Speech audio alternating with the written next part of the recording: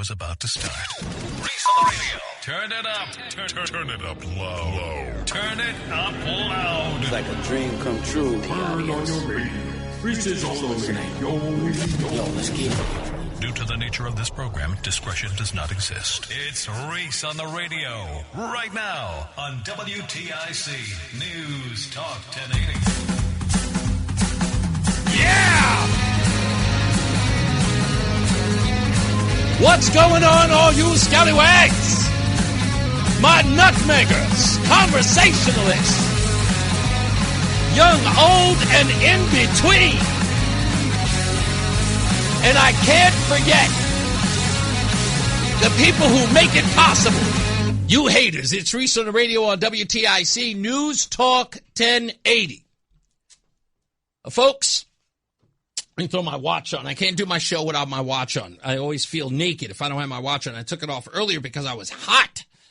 And when I say hot, like I was temperature-wise hot and bothered. If there's anyone who should and could have hypertension, it should be me. But I'm a mellow cat. But today, my wrists were hot. Like I didn't want to be confined. I've got a little bit of claustrophobia going on. Like I don't like to be closed off. So silly little things like that. Like I want my watch. I wear this bracelet all the time. And this one was given by a listener that I wear all the time. And, you know, I have certain routines, but when my body gets a certain temperature, I don't want anything to constrict me. So my watch was doing it and I took it off. And again, I don't get hot and bothered. I don't. But today, I got there, and I was having a good day. I was having a great day. I'm still having a fantastic day. Let me just start by there. I'm having a good day. I'm not mad. I'm not mad. But can you humor me a little bit? Because I promise you all of this gets to a point. But you know, I believe that in order for you to understand a state of mind as a radio host and as a person who is working for you, I don't want to just come in with the sort of bombastic, hey, this, that. No. I need to lay the groundwork here. And because this is radio, and because there's a degree of sort of, there's art, there's expression, it is a show. I have a job to do. You are to be somewhat entertained, if not intrigued, as well as informed. So I'm asking you to indulge me. So I know there's some people who say, just get to the point. No, that's not how this works. So I got to lay out my day and how this is working. So Adam 12 does what he always does. He finds a press conference and he sends the information to me as soon as he gets it. Hey, there's a press conference in Wethersfield. Governor is going to be there, and he's talking about school bus safety. An important issue. Kids get killed because clearly some idiot refuses to obey those bus signals. So it's one of the things that I don't have to deal with the governor where I got to like come in there and be partisan. It was like, hey, governor, what about the people who got somewhere to go? I'm not there for that. I'm there because it's supportive and I cover it. I get video for it and I post some of this stuff, you know, if it's relevant. Governor was great. There's a young man there who got to speak. It was an 11-year-old boy. He was absolutely the most adorable, especially he was sitting behind the governor's podium, so you couldn't really see him. But I caught it just for that effect because his speech was about kids. When you get on the bus, what you're supposed to do is the most adorable thing. So that was great. But I found something out when I got there.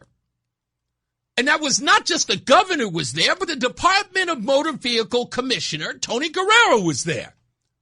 Now, if you've been listening to this show at all, watching it online, you know that I've been trying to get an audience with the head of the DMV. With the, you know, with as it relates to Sal Secunzion, the motor voter rolls, the DMV overall, writ large, that whole bit. And he was there. And I want to thank the commissioner. Tony Guerrera for stopping and talking to me at length. He did not, and I mean this, he did not whisk me away. Hey, I'm busy, blah, blah. No, he stood there and talked to me at length as I talked to him what I was concerned about, what I would love to have him on the show to talk about. It had everything to do with the DMV. It had everything to do with how people are ending up on the voter rolls or the voter registration with the DMV. And he has agreed to come on. Ernie, his communications guy, we talked to, we exchanged telephone numbers right there. And he was very enthusiastic about coming on. And he believes, Tony Guerrera does, he believes that it is important that the facts get out about what the DMV is doing and what it should be doing. So we commend him again for that. Beautiful conversation we had. So thank you, Commissioner. Now, I'm thinking that the governor is going to be having, doing some, unrelated question and answer stuff after this press conference about school safety. Road safety, actually. So they go, nah, Reese, sorry. We're going back to Capitol for another press conference with William Tong. I'm sorry, who? Yeah, we're going down. William Tong has an announcement about Facebook. You didn't hear about the Meta settlement? I went, oh, that's right. Great. But I'm looking at the time. And I've already wasted a good 45 minutes sitting around from the time of the press conference to my conversation with Tony Guerrera, which I thought was fruitful. And I said, you know what? I could just go in and didn't prepare for the show. But I'm driving and I got to go from Wethersfield. So I go right through Hartford so I can come to Farmington. And I call Rozan and I'm ticked off because I'm saying to myself, I'm missing a royal opportunity here. I got William Tong who's going to have a press conference. The story just broke about why am I forgetting the name of the group? The accountability, the freedom of accountability or whatever, the people for accountability or federal accountability, that he was a part of before the presidential election in 2024. Is an opportunity to ask William Tong about it. So I'm driving and I'm saying to Rozan, damn it. I said, I got to go and prepare for the show, but I feel like I'm missing an opportunity if I don't go down there for this press conference. And Rozan says the thing, and I'm so glad I called her, because she said, well, whose rules are you breaking here? And I said, what? She said, these are your rules. You're the one that has to go to the studio and be there by 11 o'clock to prepare for the show. If this is important, you're not breaking anybody's rules but yours. I said, you're right, screw it, I'm going. So I go. I get down there, I get to the Capitol building, it's not there, it's across the street. Fine. I get across the street, and while I'm going there, I bump into Christopher Keating. And I say, this whole time, I've seen him at press conferences, but I've never met him. So I walked up to him and I shook his hand and I said, hey, you are Chris Keating. Pleasure to meet you. Do you know who I am? He goes, oh, you're Reese. I know who you are. It's interesting. Knew who I was. Never even bothered to introduce himself. Okay, whatever. So we're walking and we're talking. And I'm expressing to him, as we're talking about the greatest part of our jobs. He was talking about, we got to do this, but wouldn't you rather be on a beach? And I said, hell no. I'd rather be here doing this. I'd live for this. This is the job. This is everything. I've got an opportunity to do something that no one, few people get an opportunity to do. I live for this. I'm there watching history as it unfolds. It's the greatest gift I ever got.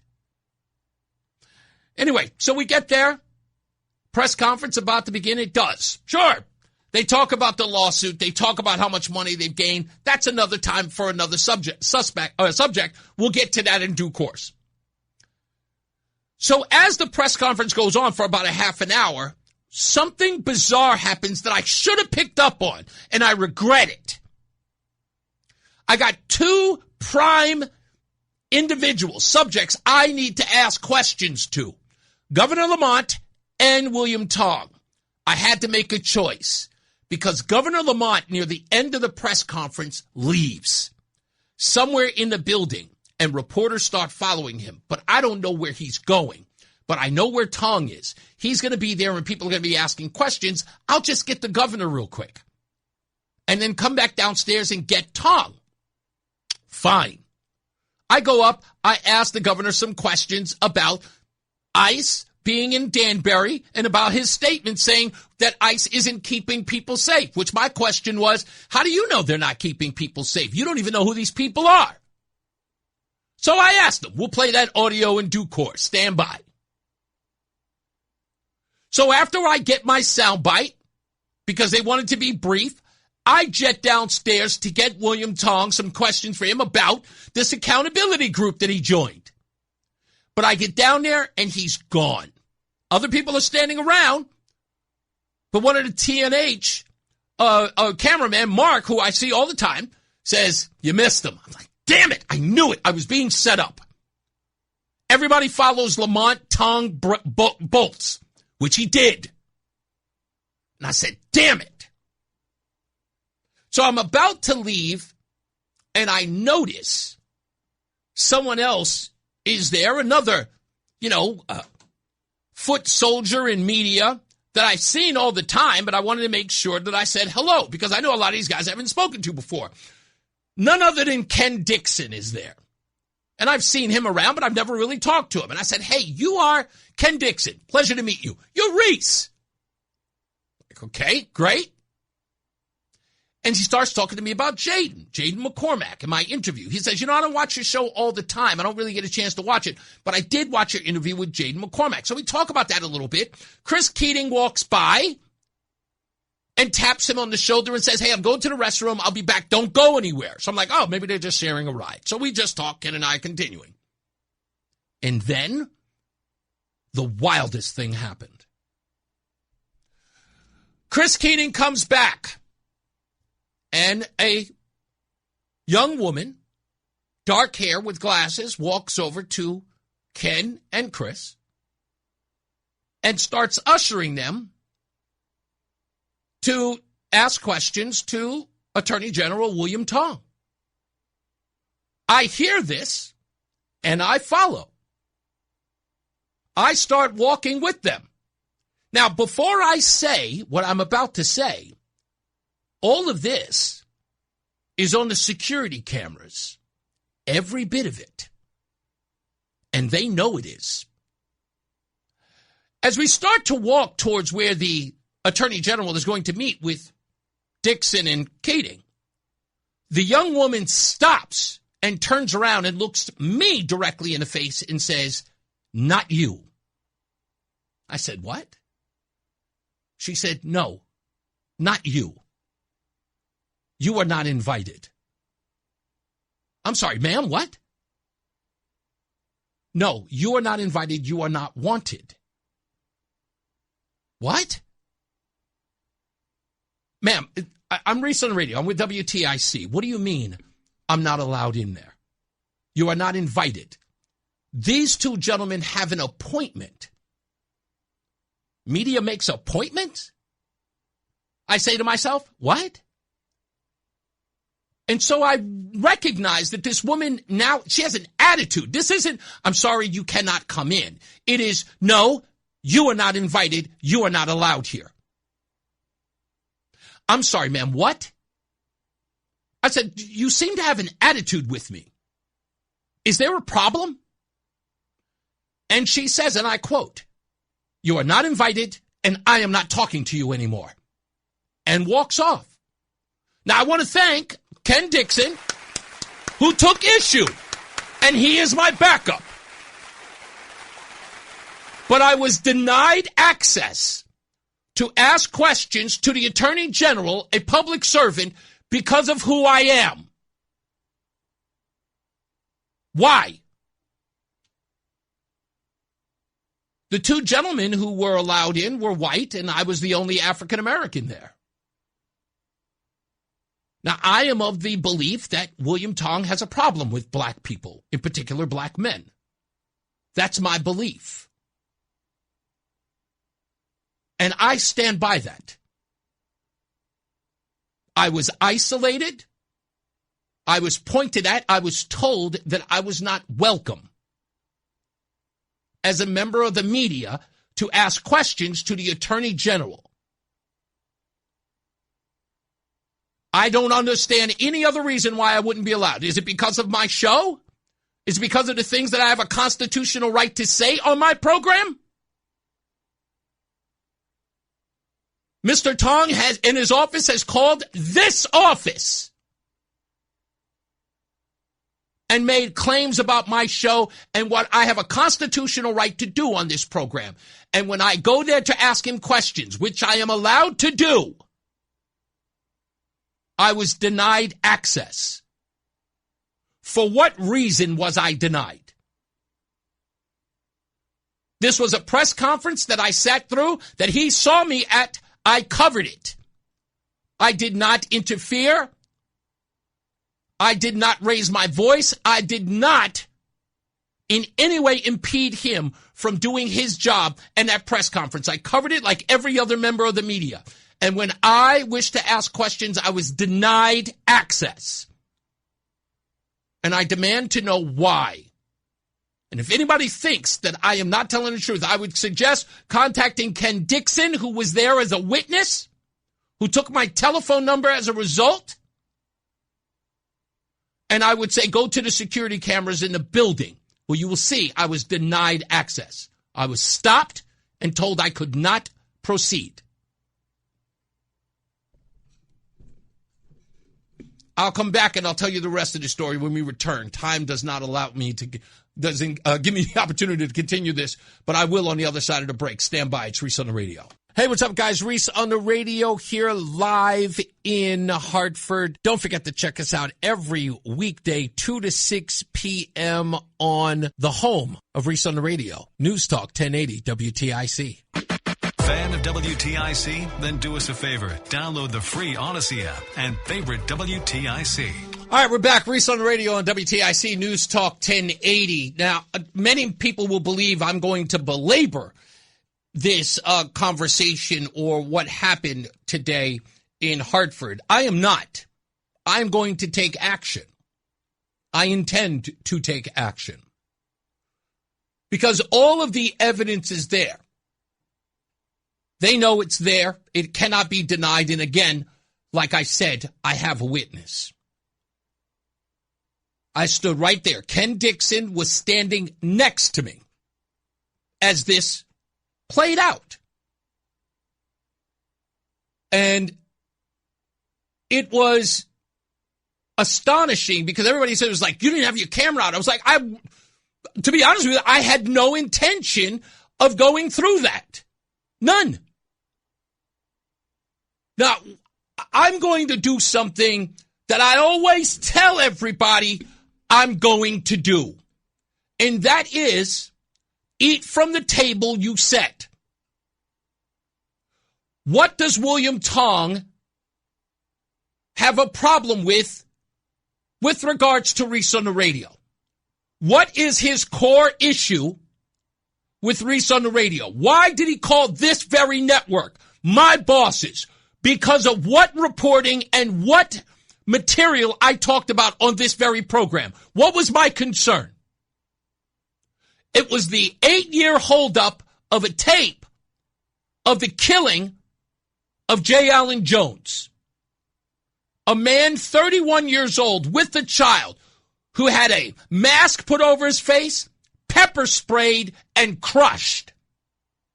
And William Tong's office keeping that videotape from the hands of his family, his mother in particular, Jessica Jones.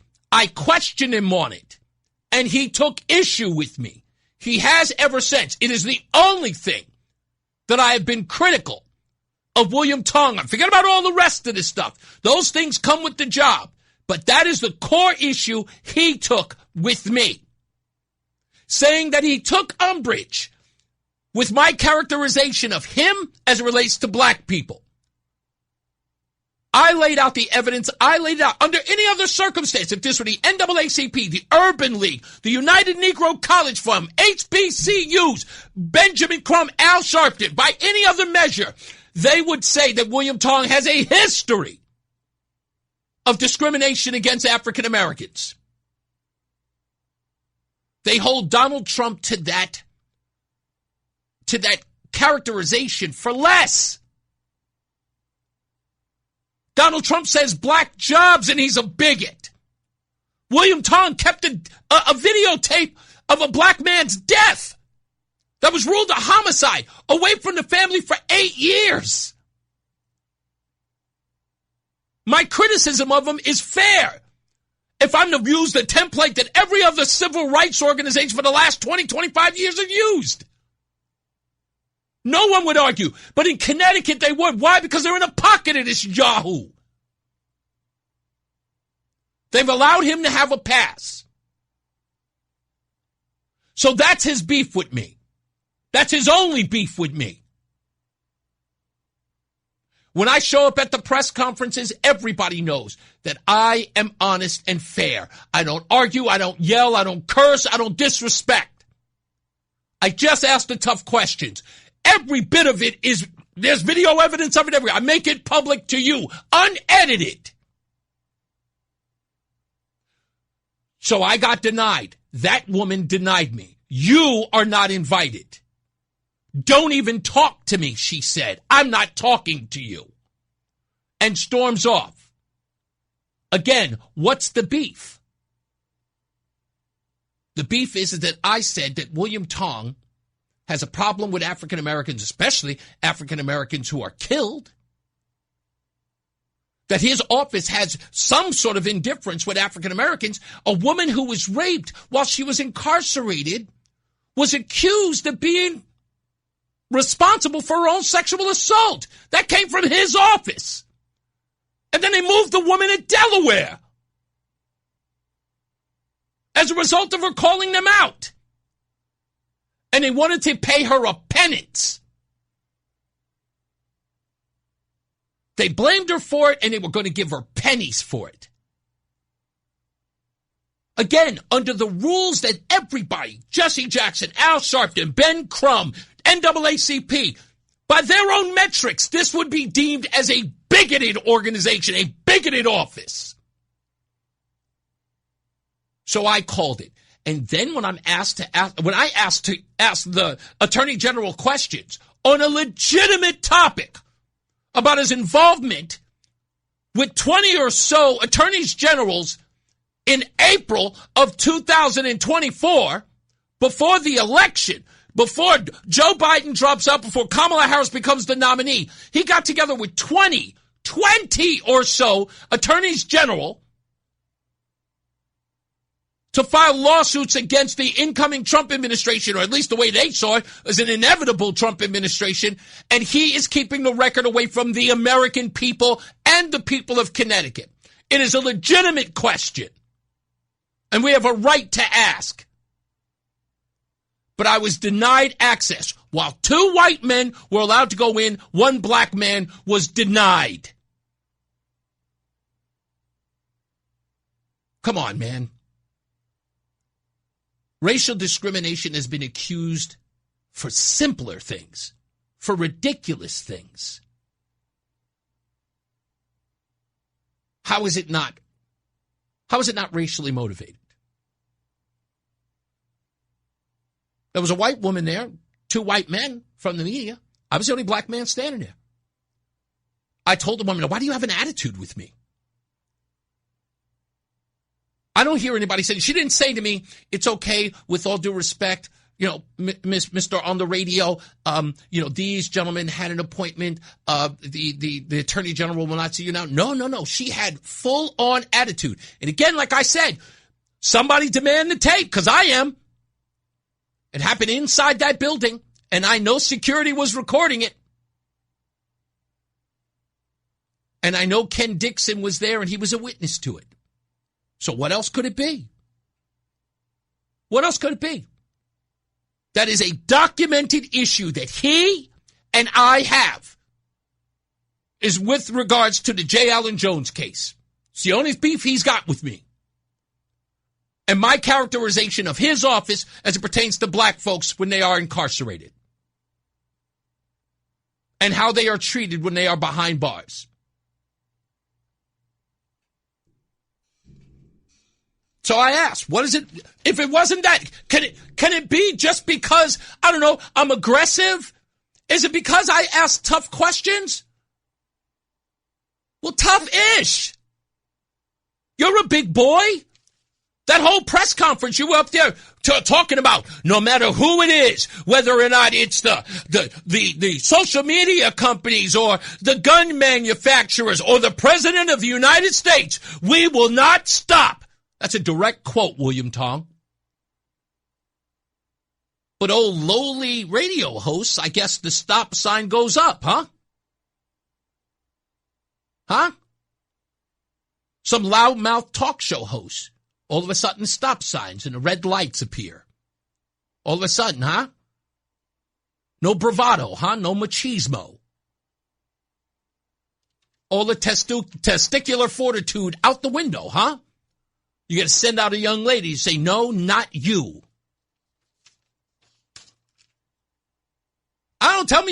Somebody tell me something. We called the office. We just called the office and asked if we were racially discriminated against. What was the reason we were denied? They hung up on Adam 12. Is that the way that we do things, Attorney General?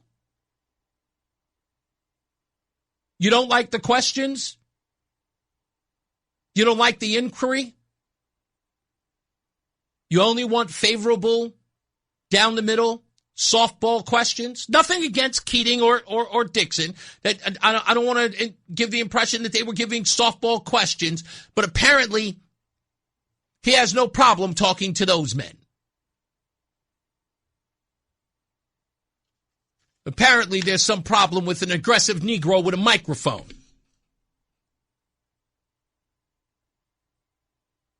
I'm putting this on them, and I think that I deserve an answer. I think we all deserve an answer. Because I don't see any other reason. I wasn't going to ask him about J. Allen Jones. That video's been released. We thank him for finally doing it. But then again, he didn't really have a choice because the courtroom had to decide that. Although I haven't heard any people in the media asking him about that either. But if they're not going to ask, it is our job to ask. Doesn't Jessica Jones deserve answers? Doesn't J. Allen Jones' son deserve answers? After all of that, what are we going to do about corrections officers? Are we going to make sure that this doesn't happen again? I could have asked those questions, but I wasn't there for that. I was there for a much more important question. It turns out that the news media here in Connecticut knows nothing about. That William Tong was a part of 20-some-odd attorneys general plotting lawfare against a president who hadn't even been elected yet. And William Tong's office, weirdly enough, which sort of plays a part in all of this, right? Doesn't want to answer questions about it and doesn't want to release any communications with the other attorneys generals about what they were doing and what they were planning on your dime.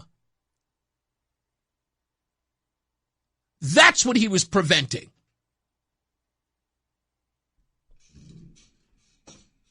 We'll take a break. We'll come back. If you want to get on the phones, you can. 860-522-WTIC, 860-522-9842. We'll be back. It's Reese on the Radio. It's Reese on the Radio on News Talk 1080 WTIC. I appreciate you guys indulging me in all of this, but I figured I'd share it with you. Let's go to the phones. Lynn in West Suffield is on the line. How you doing, Lynn? Hello? Oh, I thought I did. I'm sorry. I thought I pressed the button. Hey, Lynn, how are you? I'm doing okay. Hanging in there. What you got going on? I wanted to. What has Tong ever done for the state of Connecticut? All that he ever does is sue everybody. Yeah. I mean, that's what he was there. He was, pounding his chest about suing the social media companies, getting some $250 million, which I'm interested to find out where that money's going to go, probably in the general fund. But, yeah. Exactly. And since the state is pushing Islam in all the schools for all the kids, maybe if you wore a hijab, they would have let you in. Yeah. You're probably right. You know, I thought it was interesting. Like I said, this woman, the way it wasn't even respectful in a sense of, no, I'm sorry. These two gentlemen have an appointment with the Attorney General, so I'm afraid I cannot let you go in. No, it was you. It was personal. And I recognized it immediately. I said, you seem to be talking to me with a tone. You have an attitude with me? And she was like, I'm not. And she just goes, I'm not talking to you anymore. And walked off. And I'm like, whoa. Like, and again, like I said, it would be one thing of it. I would look like a weirdo if I had just said that. I'm not that person who would make that story up. But I'm standing there with Ken, which, by the way, I want to give Ken Dixon a round of applause. Because here's why. Because I saw it in his eyes. There was a part of him that was saying, you can't deny a member of the press because you don't agree with them. Like, you can't do that. Like, I saw it in his eyes, and I know he felt a little perturbed about it. Because, you know, look, I would have done the same thing for him, and he felt that way. He said something to me, or he asked for my telephone number after the fact. He was like, can I take your telephone number real quick? And I was like, yeah, and I gave it to him. Just literally, as she walked off, he's like, give me your telephone number. So I gave it to him. So I got to give them props, because I know he was saying that was wrong. He knew it was. Right, exactly. I had a hard time calling your number to start with. Oh, I'm sorry about that. Oh, something weird was going on, let me tell you. Yeah. Not some Asian woman or something, I don't know. Maybe. Thank you, Lynn. I appreciate you. Okay. You got it. Right. Let's go to Tom in Thomaston. I know Tom's got something to say about this. What's up, Tom? Oh, yeah. Hey, good day. It's so infuriating. Reese, you know what it is? They've had 40 years of softball questions, so a normal question like yours, they consider that, treasonous talk. Yeah, confrontational. Know? I mean, even Lamont referred to my questions about Melissa Ramirez as provocative. Yes. How dare you question us? We've run the state for 40 years and no one has questioned us. Yeah. That man, Reese, you said, Ken Dixon. He might be a good guy, but reporters like him for 30, 40 years have never really asked a tough question, and that's why we're where we're at. Yeah, you know what? I don't know a lot of Ken Dixon's reporting, but I think the reason why he saw it as problematic, in this part, Ken and I had been talking as he was waiting for this assistant or whatever to show up, and we were having a very honest conversation about what's his name, Jaden McCormack. And I was telling him, I said, look, I am a conservative, but I am rooted in truth and honesty. And yes, do I have a partisan bent? Absolutely. But I am not going to go out here and tell you a lie just to protect my side. I know who I am, but no one's going to give me credibility if I'm lying. So I need to be honest. And when Jaden came up here saying he would, we need a government that executes gays, I have a problem with that. And I told him to his face I have a problem with that. I didn't play a partisan role and just say, well, you don't understand him. He's misunderstood. No, I told him it was wrong. And he said, he said to me, that's the reason why I loved your interview with him. He said, you pushed back on him. And I'm like, yes. So when this happened, and I said, look, I know they don't like the tough questions, but I got to do my job. So when he saw that happen, I know he saw in real time everything I was talking to him about before that.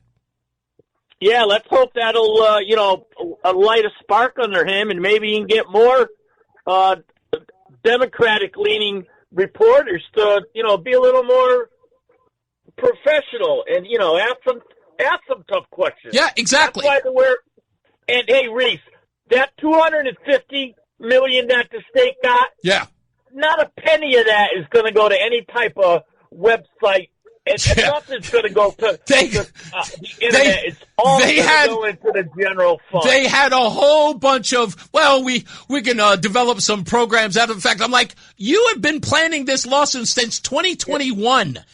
You guys didn't know, where you were going to put this money? You had 5 years if you won this lawsuit to decide where the money would go, and you're just figuring it out, and you're about to sign the paperwork on it? And 90% of it could all be fixed if parents just watch their kids. Now, they can't watch their kids 24/7, so there should be some limits on the sites that you go to. I agree. Yeah, it's mostly parent control. There is, you know what? That was addressed at the press conference. Someone from WFSB asked that question as well, and I'm actually going to talk about that a little bit because the press conference was actually pretty compelling, which I caught on tape. It was a really, really good interview, especially as it relates to social media and with children. And that's a valuable question that you just raised, which was raised there. I'll be listening. Thank you, buddy. I appreciate you. All right, everybody else, stand by. I'm going to get to you in a minute. Thank you for calling. If you want to opine about this or ask me any questions you think that I missed, please do. 860-522-WTIC, 860-522-9842. We'll be back. News is up with John Silva. It's Reese on the Radio. Reese on the Radio, making sense of the news. Yeah, even when it makes no sense at all. Now on WTIC, News Talk 1080. Yes, I know a little unorthodox, but we're going to the phones early today because I know you all want to jump in on this conversation. Let's go to, is this Jim in Waterbury? How you doing, Jim? Hey, Reese, that's egregious what they did to you. That's what happens when authoritarians take over. Mm-hmm. I found that no more freedom of speech. That's pretty much almost close to being a First Amendment violation. Well, can I read this to you, Jim? Because I thought was interesting. It says government officials, including state AGs, are not required to hold press briefings at all. Once they do open one to the media, the First Amendment rules kick in. They can impose reasonable viewpoint neutral limits, space, security, bona fide news organizations, accreditation, or a formal pool system. They cannot exclude a reporter or outlet based on the content of past coverage, political viewpoint, or because the official simply prefers friendlier outlets. Yeah. That's viewpoint discrimination. Yeah, so it does. It says, government cannot censor news stories, control what media publishes, or punish journalists for reporting the truth or criticizing public officials. That's what they did. Yes, that's exactly what it is. And again, look at me square in the face. And it wasn't even like the official statement from the staffer wasn't a reasonable one. When I say a reasonable one, you say to the person, these men have a private interview with the Attorney General.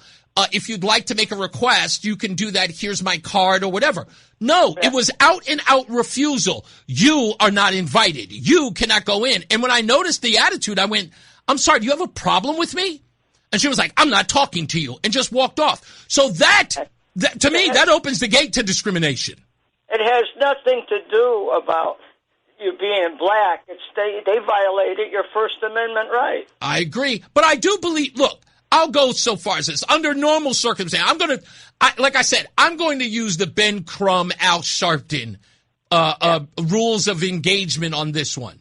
These were two white men, established white men in the news media with Reese on the Radio in tow. The only person who was denied access was me. Now, again, if this were Al Sharpton, if this were Ben Crumb, what would they be saying? Right? Beyond a shadow of a doubt, right? Discrimination on racial grounds have been accused for lesser. Oh, yeah, definitely. You know what I mean? So that's my whole argument here. It's like, what could be the other reason that I was denied? Because again, I'll go back to what I just said earlier. Let's establish why I was denied. I was critical of William Tong, right, who denied a black family access to a videotape that a coroner called a homicide. And he held it up for 8 years. When it happened in an administration before he ever became a part of it, he chose to keep that. Not only that, a black woman was sexually assaulted while she was incarcerated, and his office pretty much blamed her for her own sexual assault. That's horrible. Yeah. So I have a pattern to believe. And again, by the standards that would be levied, that were allowed in this state, right? In this state by Ben Crumb and Al Sharpton, who were allowed to parade into this state and make put racial sort of angles on the shooting of Stevie Jones. right? By their own metrics. Technically, I would fit their criteria, wouldn't I? Right. And it's sad, though, nobody stood up for him, you know? Yeah. Again, that's what I'm saying. And I stood up for him as a black man, another black man incarcerated, killed at the hands of police. And I'm questioning the Attorney General who is keeping that information from the public. And that's the reason in which he would not allow me inside this presser to ask him questions about another scandal where he was, I guess, coordinating lawfare against a president of the United States that hadn't been elected yet. Yeah, I tell you. But that poor young man, that was out-and-out murder. Agreed. Every facet of that was putting a bag over his face, pepper spraying him, crushing him. While these people literally lost their minds about a death of George Floyd that happened over 1,200 miles away from here. Yeah. This state had more compassion and ridicule for cops for that event than they did for one in their own backyard. I know. It's sad. That's sad. Yeah, exactly. Thank you, buddy. I appreciate you. I'm going to grab a few others here. Bye. You know, we're with you. Thank you, sir. Let's go to the poet laureate, Fred. How are you, sir? I'm good. So William Tong is the ultimate bad cop. You know, he's kind of the top cop in Connecticut. Yes. And you're doing some really good work with him. I'd call it a rope-a-dope. I think this might be a bridge too far for him. Yeah, he's swallowing poison here. I don't want to break your flow with a poem. I could do this another time. Yeah, that's okay. Do it another time. I've got literally, in fact, if you want to do it later on in the show, you're fine, because I got plenty of other stuff All right, I'll to call get to. back. Excellent. Thank you. God bless you, buddy. Bye-bye. You got it. All right, let's go to, is that Ryan? Ryan's in Coventry. Hello, Coventry. I have to pronounce that correctly. Hi, Ryan. Hey, what's going on, Reese? What's up, buddy? You know, I kind of disagree with some of these people. You know, they're saying it's not based on race, but it clearly is. This is wild. I can't believe that this happened to you today. You know, I actually feel bad for you. No, I don't know. Like, I've been looking online and stuff. There's lawyers that you could reach out to that cover the press. I recommend everyone call the Attorney General's office on your behalf, because I don't think this could stand. This kind of treatment. I think, again, that's, like I said, I would have understood if the aide, the secretary, whatever her capacity is in the Attorney General's office, if she had said this is a private conversation with Mr. Dixon and with Mr. Keating, and this isn't a press available, if you'd like to, here's my card and contact the Attorney General. It was done. I mean, it was malicious in tone and tenor. And when she walks away from me, I'm just going, wait a minute, why do you have this attitude with me? And then to say, I'm not talking to you, and just walks off. Oh, yeah. And refuse, and I'm going, whoa. Out of all the state agencies that I think you're going to come across, I think you're going to get the most attitude always out of them. Well, I would look. AG's office. Am I critical of the AG's office? Yes, but this is righteous criticism. Yeah, but they think that we're not entitled to have an opinion about them when we fund them. Of course we are. We're the ones that get to elect who gets to sit in that office. Yeah. So criticism is all a part of it, but they're playing in a whole different rule book. But people are onto it, and they're getting sick of it. You know, they're not delivering, and this is completely like there has to be justice for this. There really does. Yeah. He cannot get away with this. It's clear. It's cut. You know, he needs to apologize. He should probably sit down on your show. I think he should. Listen, again. I think that's the only way to settle it as men is to have him do the right thing and sit down as a public official on your show. Apologize for his staff's behavior and answer any questions that you might need. Exactly. That's, again, and I went there, again, in good faith, to ask a legitimate question on a story. If there was nothing there, he could have said there was nothing there. I covered the governor. I came downstairs. He was gone. Obviously, he didn't want, when he saw me there, I could imagine, he's probably going to ask about that story that came out about him, working with other attorneys general. Again, but it's a legitimate question, but you can't avoid it. You have to answer it. Right, but it's crazy that that's how they treat guests in their house, right? Like, you would never show up anywhere and treat a stranger that way. But you go into the Capitol building, and these people that are employed by us, they treat people crazy, and that's to me, it's not right at all. Yeah, I would never treat anyone the way these people do. And and the fact that she didn't identify herself. Nope. You know what I mean? Like, it no. didn't give you a name, but was perfectly fine treating you the way that she was treating you. That's wild. Yeah. Again, like I said, the whole time it was happening, like I said, I'm not looking at the opportunity. It's like, oh, let me get this on film. I was completely stuck. I was like, what? Like right. that, and again, in my whole career, that's never happened. Never. Oh, well, welcome. You're in the show now. This is Connecticut. Yeah, I know. Silver spoon stuff. They got this down. They got it down packed. They know exactly what I feel weird going into the Capitol a lot of the times now because they look down from that top floor down to the bottom floor, and they are. I feel like a zoo animal half the time out there. Good point. That's crazy. Thank you, buddy. Well, I hope you fight this, and I'm going to call the AG's office now and complain. Thank you, sir. I appreciate you. Take care. Let's go to, before we go to Joe, I want to go to my good friend, Mark Walsh. Mark from West Hartford. What's going on, big guy? Well, I started off at YAs, but listen, this last caller just gave me an idea. Yeah. Why don't you give a list of concerns and questions to Tim from Hamden, and then when AG Tong visits the Republican conservative host, Gary Byron, then Tim could call into the show and then ask these questions or concerns you have. That's probably one way to reach him. That's one way. I mean, at some point, someone's got to get the questions to him. Again, like I said, there was absolutely no malice in what I was trying to do today. When I asked the governor, which I'm going to play let me tell you this. To prove my point that I am not an aggressor in all of this, I asked the governor during that press conference. He was leaving, and he stopped to take off the subject questions. I asked him legitimate questions about his, let's say, criticism of ICE agents in Danbury, right? And I get him on the record, and I end it by saying, thank you very much, and move on. That's all. That's all. Yeah. It's been done before. It's just not in Connecticut. That's why they're not. You understand? I mean, you've witnessed it over the decades. Yeah. It just doesn't happen here. But so the last caller just said, hey, we ought to call the office. I'm serious on this. You've got a FOIA or email or both. Yeah. I already got one into AG Tong, and I just started with just these few when I FOIA'd these questions. It was, do you keep a list of preferred journalists? 2, how does a credentialed or citizen journalist get on this list? Good question. How long has the list existed, and how many of your events attended by journalists were by invitation only since you became AG?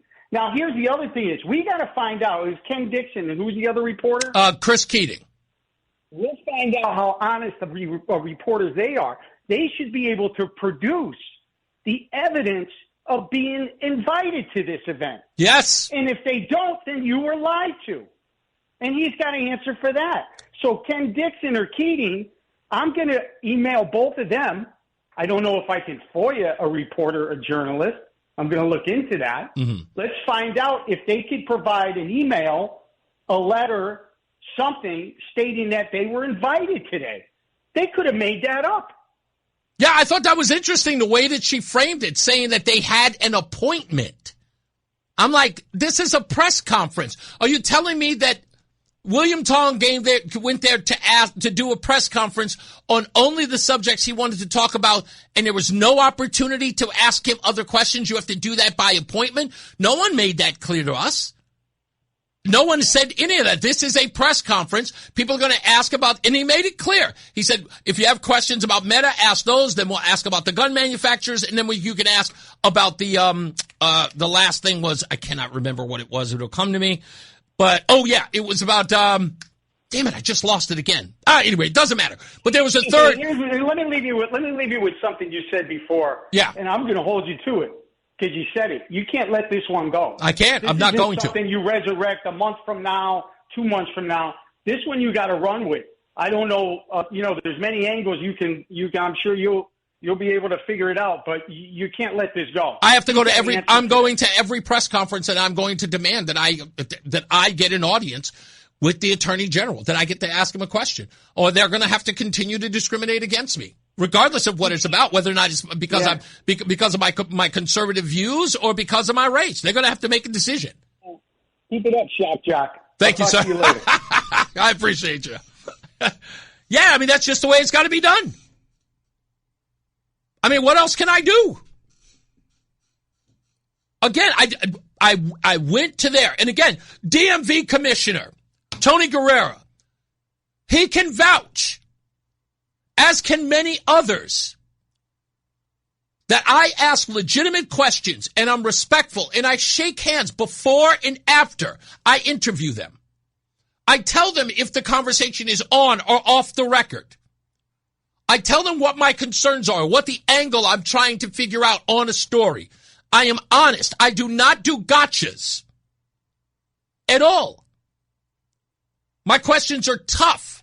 I'm not Geraldo Rivera, right? I'm not trying to catch you in a lie. I ask you legitimate questions. If you don't know, I know you don't know beforehand. So I know what I'm going to do, or I know what I'm doing before you answer the questions. But you guys have got to do it. And again, those of you who support the governor, who support the attorney general, who are going to vote for those people, this is honest, and I mean this from the bottom of my heart. Do you stand with the idea that they refuse to be transparent with you, with me, or anybody? Do you stand with that? Is that a legitimate or reasonable way for you, for them to behave with you, with information? These people are at rallies across the state with the title No Kings, screaming how the president is not a king, not a monarch. They will go online, on social media, and deride the president of the United States if he belittles journalists. They defend those journalists when the president of the United States goes after them. You know it. We all do. Yet here, they're allowed to do that to someone who disagrees with them, who might be adversarial in their journalism. As a radio host, nobody else is doing it. And I do it with respect. I do it with decency. Never once have I been screaming or hollering at anybody, calling them names, being disruptive. Every person I've ever interviewed, they have absolutely had an issue with me. Those are the ones who have been rude. You saw it when I asked Governor Lamont about his comments about people of color being afraid to vote. Who was the person who said, calm down? That was the governor. I didn't raise my voice. I wasn't rude. He told me to calm down because my questions to him were provocative or too tough. All I wanted to do was to make sure that he was on the record with exactly what his quote was, that he understood the quote, and that he answered to you about what he said. And he told me to calm down. Told me I was making too much of his comments that he could not define or articulate. William Tong, when I asked, can I ask you about J. Allen Jones? At the time when we were still litigating whether or not that video was going to be released. And said to me, you know what, Reese, with what you said about me and the African-American community, good luck to you. So you don't want to answer the question? I said, thank you for listening. Not, hey, you're a coward. What are you afraid of? No, I just said, thank you for listening. Because apparently he had listened. He took issue. Fine. I have no control over that. Have issue with it. But what I was asking was a legitimate question. The video's been released, so I have no more questions about that. All right, we'll move on. I want to get to my conversation with the governor. We'll play that audio when we return, so stand by. More news, more views. It's Reese on the radio. Spider-Man, Spider-Man. Hey, he's your friendly neighborhood Reese on the radio. Right now on News Talk 1080 WTIC. All right, moving right along. I was supposed to send that. There we go. Reese on the radio here live on WTIC News Talk 1080. Zap in the chat room at ReeseOnTheRadio.com exclusively said something that I thought was interesting. And he is 100% accurate in his statement. Here's what he wrote. He says, I think your denial has something to do with your name calling and calling him a paid performer / dancing monkey. Now, Zap, I think you do listen to this program quite often. You're in the chat room a lot. Even if I did, and you state accurately that I call him a paid performer and or a dancing monkey, so what? So what? This is a talk show. What I do on my talk show that he listens to, obviously, we know the reason why they have an attitude with the show, as I expressed earlier when my first confrontation with William Tong happened. He said, after what you said about me and the African-American community, good luck to you. And I said, thanks for listening. I acknowledged he listens to this program. If he listens to this program, which is obvious that he does, he knows and he can see online because many of his staffers follow me online. They don't think I know that, but I do. He knows exactly what I talk about on this program and what my intentions are on this program is to do the work that I believe isn't being done in the newsrooms. Asking questions. I talked to a reporter today about the scandal of the 20 attorneys general that he is a part of, who were planning lawfare against the incoming president of the United States. They believed that would be Donald Trump. They, of course, were correct. But as early as April of 2024, I went down there to ask him about that and why he won't release the emails or documents, which we are allowed to see. We have every right to see. I talked to another reporter there and asked them if they knew about this story. And you know what they told me? No, I hadn't heard it. So I had to direct them to the CT Capitol report so they could see. It was like, oh, man, I'll check that out. I asked Chris Keating about it. I asked Ken Dixon about it. They didn't know anything about it. Odd that William Tong would be a part of a group that was planning lawfare against President Trump before the election took place. And those communications are being withheld. A former attorney general here from the state said, I hate Donald Trump, but I think that William Tong is over his skis here, not disclosing what communications took place. So we're talking about a former attorney general that hates Donald Trump and still thinks that what A.G. Tong is doing by keeping those records from you and I is wrong. That's a story. But nobody's covering it. So I go there. So you're going to sit up here and tell me that because I called him a dancing monkey? I don't remember that, but I do remember saying that public officials serve us and may have then referred to dancing monkeys. Yeah, okay. I refer to that as entertainers, too. Entertainers, yeah, they go out there. I pay you to dance. Now dance. Do your little somersault, do your little pirouettes, all that other stuff, but entertain me. That's their job. They are not stars. They're not somebody that we have to bow down to them. They're performers. People forget about what that used to be like back in the days when the king would sit there, the court gesture would come out, entertain me. That's us. I was like, who's confused by this? Like, am I the only one? I mean, am I isolated in this frame of thought that public officials serve me, that they're not allowed to keep documents secret or in private emails? And if the news media isn't going to hold them accountable, who will?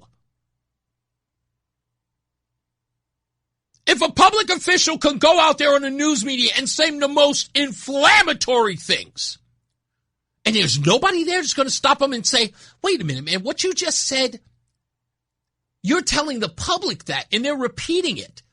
In the world of worrying about mis- and disinformation, really?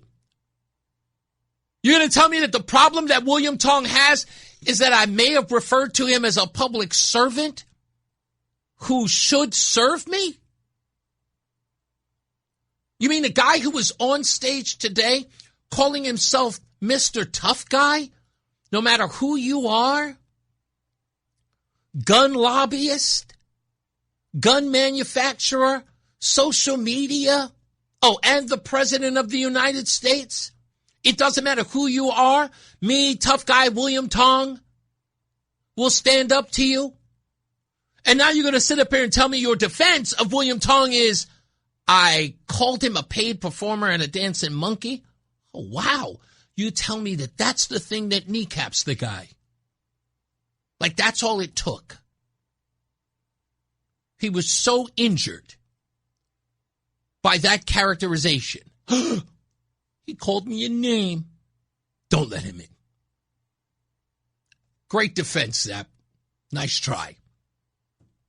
Now, speaking of making comments, the governor has been going around talking about ICE in Danbury, picking up people on the street, saying, let me see if I can get the quote. I wasn't even going to quote him, but it is important to get his quote.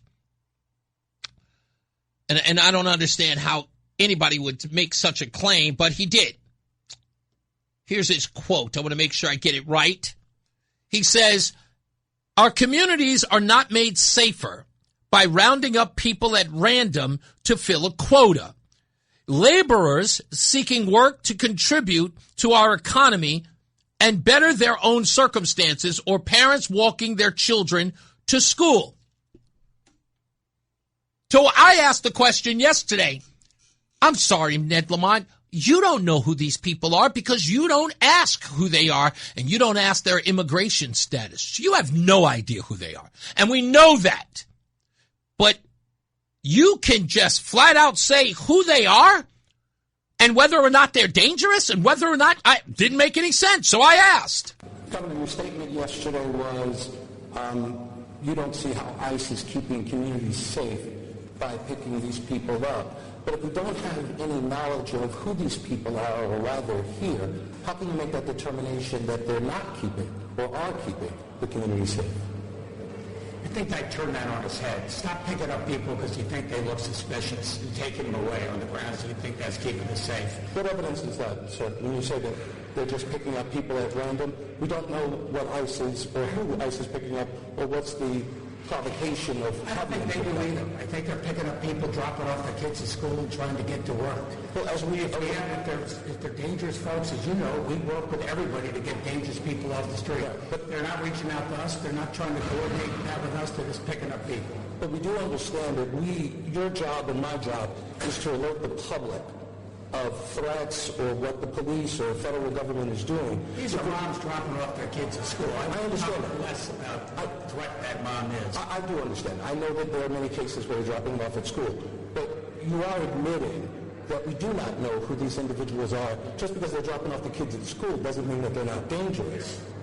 You can't jump to the conclusion that everybody looks a certain way is dangerous and you pick them up. I think that's a very dangerous thing for our community. Now, I was cut off by Christopher Keating, who was upstairs with me while I was asking that question, because I wanted to further probe that. And a lot of people have a question about my line of questioning. Fine. They have an issue with it. That's okay. But you get the point that I'm making here, right? They keep using lines like, they're just dropping their kids off at school. Sure, murderers do that all the time. Huh? Huh? Lindsay Clancy. I'm sure she dropped her kids off to school once again, or once in a while. Huh? Probably dropped them off at daycare now and again. What is that supposed to mean? They're dropping kids off at school so they're not dangerous. You don't know who they are. ICE seems to know more about them than you do. And yet the governor is out there spreading lies, and it's intentional. Telling people that these people are not a threat. There's no way for him to know. And even Chris Keating asked him that. Have you gotten any word of whether or not these people are innocent or not? Has the president spoken to you? Has ICE spoken to you? Have they told you who these people are? No, they don't care about that. They care about the optics. And the optics are, they're just dropping people off at school. You see that optic and you go, they must be innocent. They're just dropping their kids off to school. I know a lot of thugs that dropped off their brother and sister to school, man. Come to the hood once in a while. There's a lot of bad guys dropping kids off at school. You'd be stunned. We'll take a break. We'll come back. It's Reese on the radio. It's Reese on the radio on News Talk 1080 WTIC. All right, weather and traffic on the 8s coming up shortly. Let's go again to the phones. Pete is on the line. How are you doing today, sir? Hey, I'm doing well, Reese. It's fascinating to me how for 4 years we sat in front of our television sets and watched tens of thousands of unvetted invaders into this country. We had no idea who they were, where they came from, their histories or anything. But yet, our governor and our attorney general know who's dangerous. Yeah. It is, again, this was the point I was trying to make. He keeps using these terms. You know, people being dropped off at school. And then another one is stop picking people up for the way that they look, which is absolutely, demonstrably false. That has nothing to do with why they're being picked up. And he knows it. And he says it and he spreads that lie for that reason alone. To actually incense other people, especially the indivisible types and the activist types who go out there and scream Nazi. Did you see those videos in Danbury of people filming ICE officers and calling them Nazis and cursing at them? That's what he is igniting in the town of Danbury. Well, you know, they're bitch because if this was done in an orderly and legal fashion, no problem. Yeah. No problem. But yet we're supposed to sit back now and watch, okay, these Monday morning quarterbacks, if you will, tell us now that they know who's a danger. Yeah. They know who's a threat. They have no idea who's a danger or who's a threat. All right. And just curious, I'm sure you'll break into your programming, Reese, as soon as you hear from Al Sharpton or Ben Crump or the NAACP or the ACLU, okay, for stomping all over your rights. Indeed. I know I won't hear us. Somebody was in the chat room saying, why don't you call Ben Crump? Why bother? These guys are in bed with the likes of Lamont and William Tong. They would sooner sell their soul for these individuals before they ever stand up for somebody who they disagree with ideologically. They say that we don't want discrimination or anything. No, that's nonsense. What happened to me means nothing to them. Because for them, they would root for the discrimination against me, against my blackness, because of my ideological difference to them. Well, yeah, what I find, again, fascinating is that people who vote for these Democrats are buying the BS. I mean, how insulting must it be, or you probably don't even feel insulted, okay? But looking from the outside looking in, how insulting is it that they treat you as being stupid? Yeah. Like I said, that whole thing, and it's funny because the part that I should be enraged about, I'm not. Why? Because I will never, ever let them see me get enraged about that. The thing... No, again, we keep throwing around hypocrisy, but that word has lost any meaning whatsoever. That's right. Exactly the point. And again, I had done nothing other than I was just literally walking. Ken and I were having a conversation, and we walked in, and this woman like just stopped and looked at me and was just absolutely enraged by the idea that I was walking with them and told me, not you. And again, it was like, at first I was just going, did I do something? And I'm looking at her, I'm like, what, I don't understand. And she just gets more and more incensed. And I go, and then she's like, not you, you are not invited. I'm like, I'm sorry, I'm sensing a tone or an attitude. Do you have a problem with me? Yeah. And she was just like, I'm not talking to you. And I'm like, holy moly. Like, I couldn't believe it. Yeah, I think it's pretty safe to say that if the roles were reversed here, yes, this would be a national story. 100% right. I got to go to a break, but thank you so much, man. I appreciate you. Thank you. Bye-bye. All right, let's get our first check of weather and traffic on the 8th. Mark Christopher is here. He is in the BPS Lawyers Traffic Center. How you doing, Mark? All right, first half done. Second half of Reese on the Radio underway. When we return, I've got some great news coming up for Friday's show. I meant to mention it yesterday. I don't know how I forgot. We have a great guest coming in on Friday, so stand by for that. I'll tell you all about that. Also, I have a difficulty playing this because I'm hoping that these two women meet somewhere and have a redo. I've got to play this for you. Yesterday when we found out that we lost Dolly Parton, and I said to you on the show, name one person who didn't like her, that hate her. You can't do it. But then City Hall Adam sent me a video yesterday of a Barbara Walters interview. And I got to tell you, Rozan and I went out for ice cream last night, and we started listening to the beginning of it, and we were so angry. I have to play it for you. If you don't remember this interview, because I remember it, for some odd reason it was lost, but I played it, and I was going, yo! It was the best display of elitism that I could describe. Barbara Walters interviewing Dolly Parton.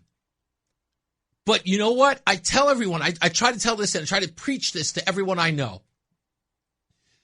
In the most daunting of times, you can always find a silver lining. And this interview proved it in who Dolly Parton is.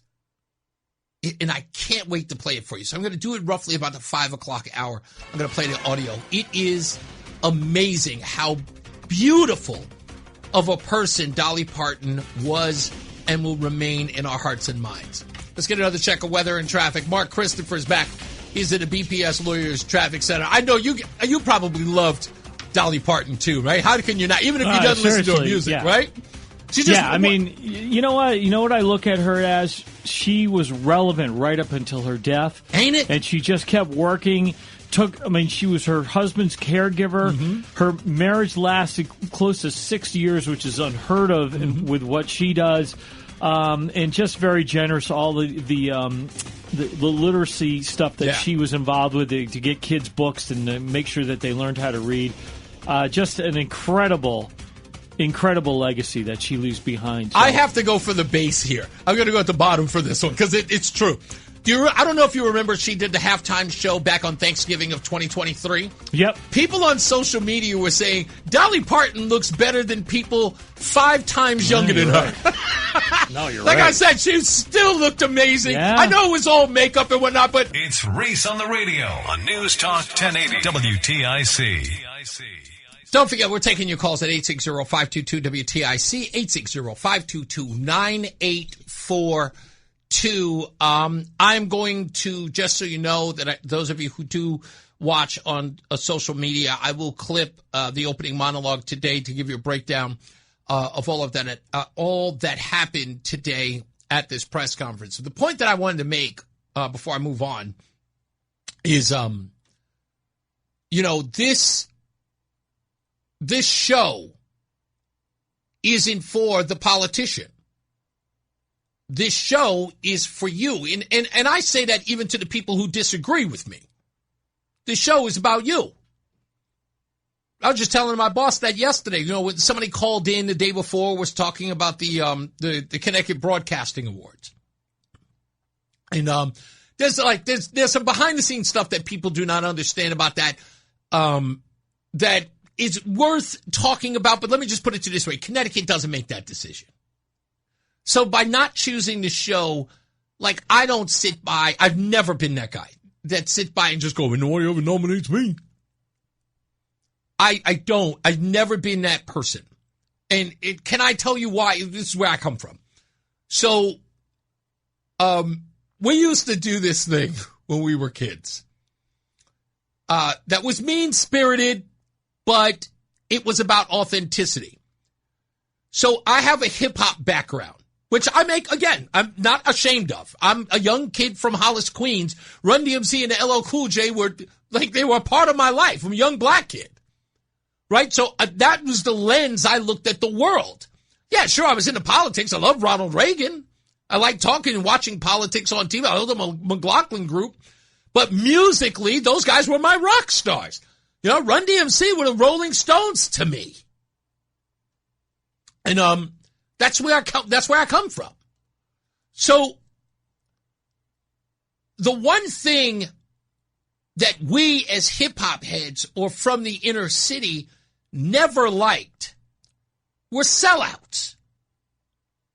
When MC Hammer came into the game and started doing sneaker endorsements for British Knights or Taco Bell, in the hip-hop community, we were like, yo.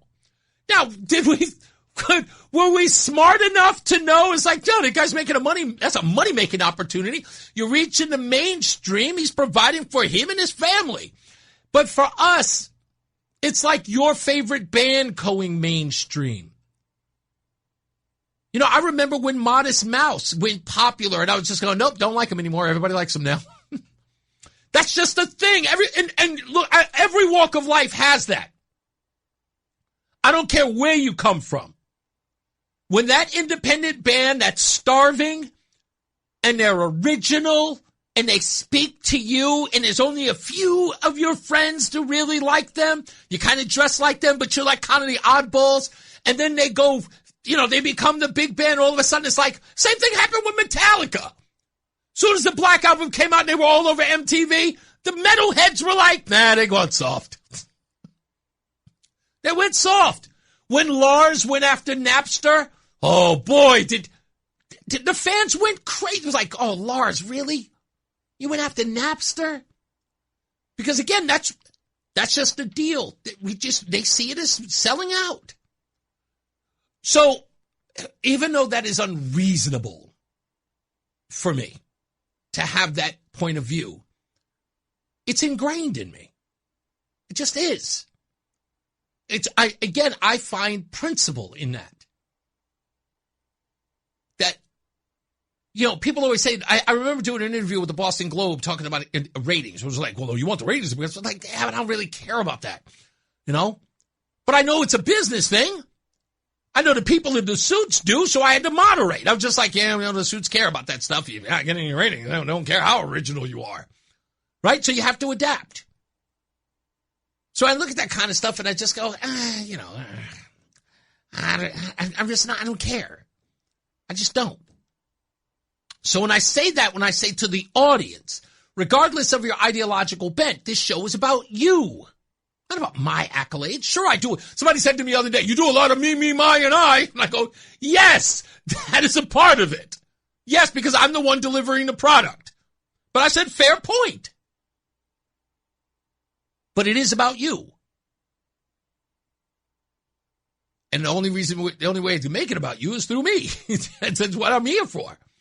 So when I show up at these things, when I show up at these press events, and I'm there asking the questions, is because I know that these things matter to you, because when I talk about them here, they become something you care about or something you've been informed about, and you are asking, why is no one asking about that?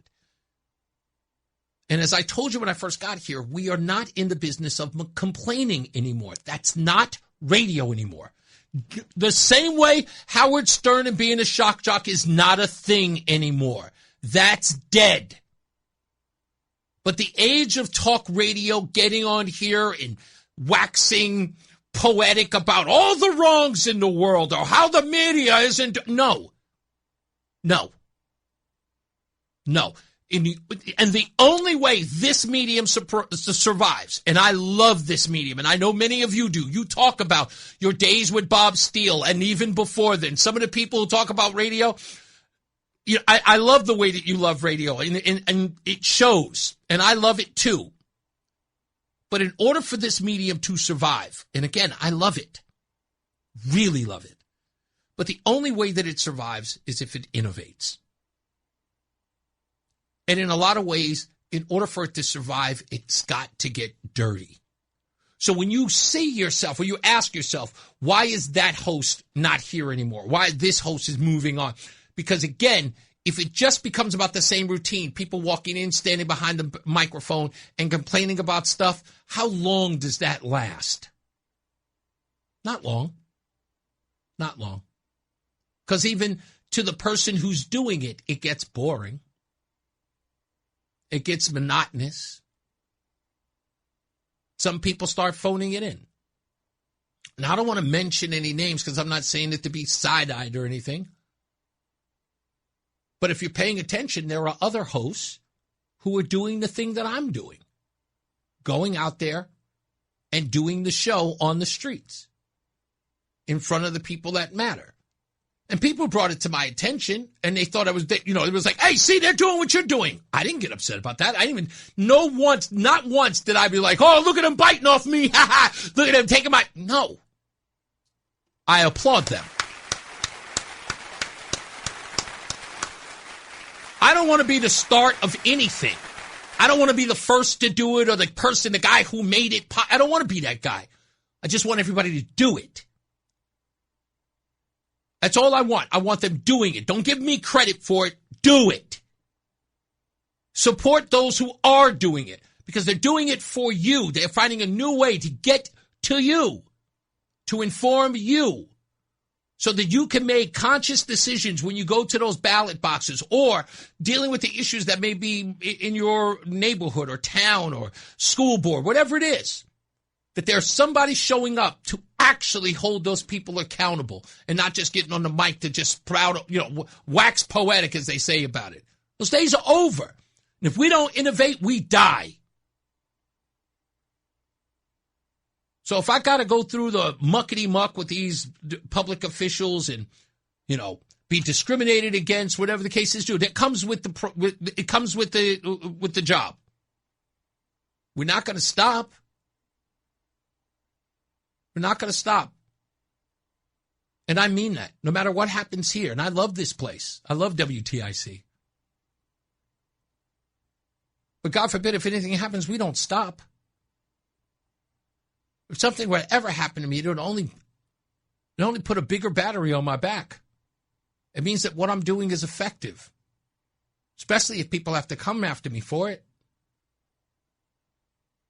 I get this. Reggae Don says to me all the time, you're putting a target on your back. I know. I understand fully. But it don't stop. And that's not just a platitude. I really do believe my mission is to do this.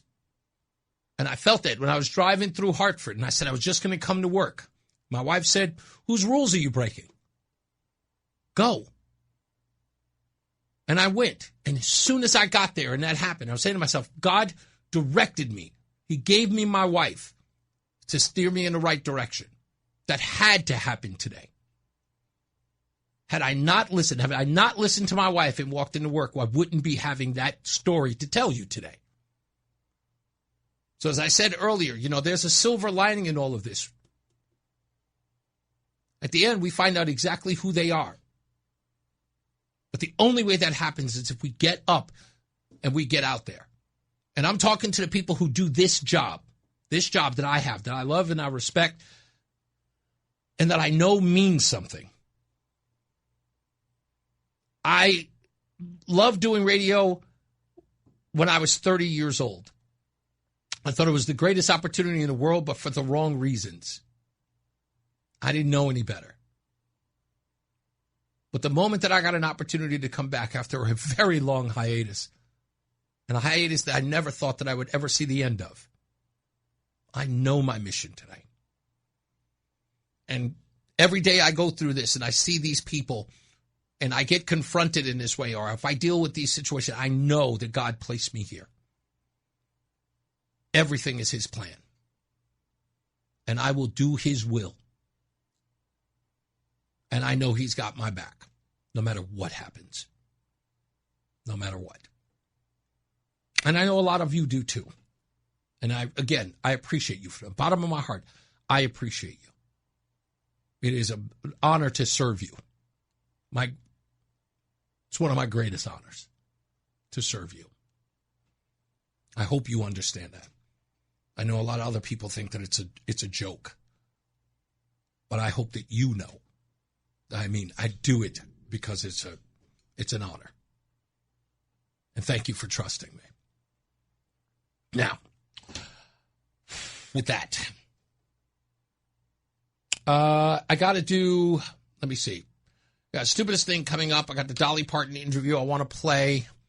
And what was the other thing that I had here? Oh, music news. That's coming up very, very soon. Let me get to this story. Sorry, got a little flustered there. I apologize. That was a little emotional. It's I don't know why I do that to myself. Like I said, I don't know if you guys understand, and I think about doing this job for you guys every day, and that's why I work so damn hard, because sometimes it's all I think about. And I still have a birthday party to plan with my wife. If she's listening, sweetheart, just cut off the thing right now. Anyway, a Colombian illegal alien has been sentenced to 3 years. Do you want to know why? It's my favorite story. For identity theft that let him vote in Florida elections for years, including the 2020 election. Carlos Felipe Jarmillo Grajales, if that's how you pronounce his name, because I've never seen that name before, a 55-year-old Colombian citizen living in Jacksonville, Florida, was sentenced August 12th to 3 years in federal prison. U.S. District Judge Harvey E. Schlesinger also ordered his removal to Colombia after he serves his sentence. He pleaded guilty to making false statements on a U.S. passport application, aggravated identity theft, falsely claiming a Social Security number was assigned to him, and falsely claiming U.S. citizenship in order to vote. He did all of that to vote. According to court documents and the U.S. Attorney's Office for the Middle District of Florida, Jamillo used the name, date of birth, and Social Security number of a real U.S. citizen. In March 2003, he obtained a Florida driver's license under that identity. He renewed it multiple times, with the last renewal in February of 2024. The story gets far worse. I'll explain it to you in a bit. Stand by, because we got to go to weather and traffic coming up. The DMV, folks. The DMV. I know, I'm pulling at that thread.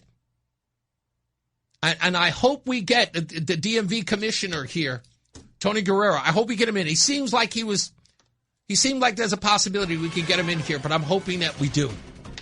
Stand by for that. All right, let's get another check of weather and traffic. We'll be back in a bit. Mark Christopher, he's in the BPS Lawyers Traffic Center. Hey, Mark. Stay locked in. Reese on the radio is on WTIC News Talk 1080. All right, Reese on the radio. We are back. More news, more views. I'll continue with this story about the Florida voter, the illegal who voted. But I want to give a personal and special shout out to Sarah Fisher and her dad, Robert Fisher. You might remember, if the news cycle hasn't jumbled your memory, Sarah Fisher was on the program back in December, and she was here to talk about her dad, Robert Fisher, a then 75-year-old man who was caught in altercation with another man in Litchfield in the parking lot of his law firm, which ended with the death of the man who was assaulting him. He was tried, convicted, and sentenced to 7 years, 2.5 suspended. Suspended after 2.5 years, I should say. And he had been locked up for 15 months, but is home as of yesterday.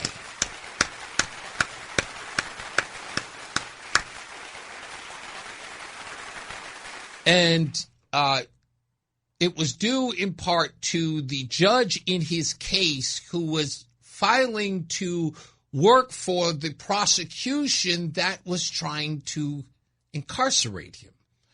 And because the judge did not make that disclosure, his sentence and his conviction has been vacated. And because of it, he has to face a new trial. And he has now been bonded out. His daughter went to go pick him up. Sarah went to go pick him up yesterday.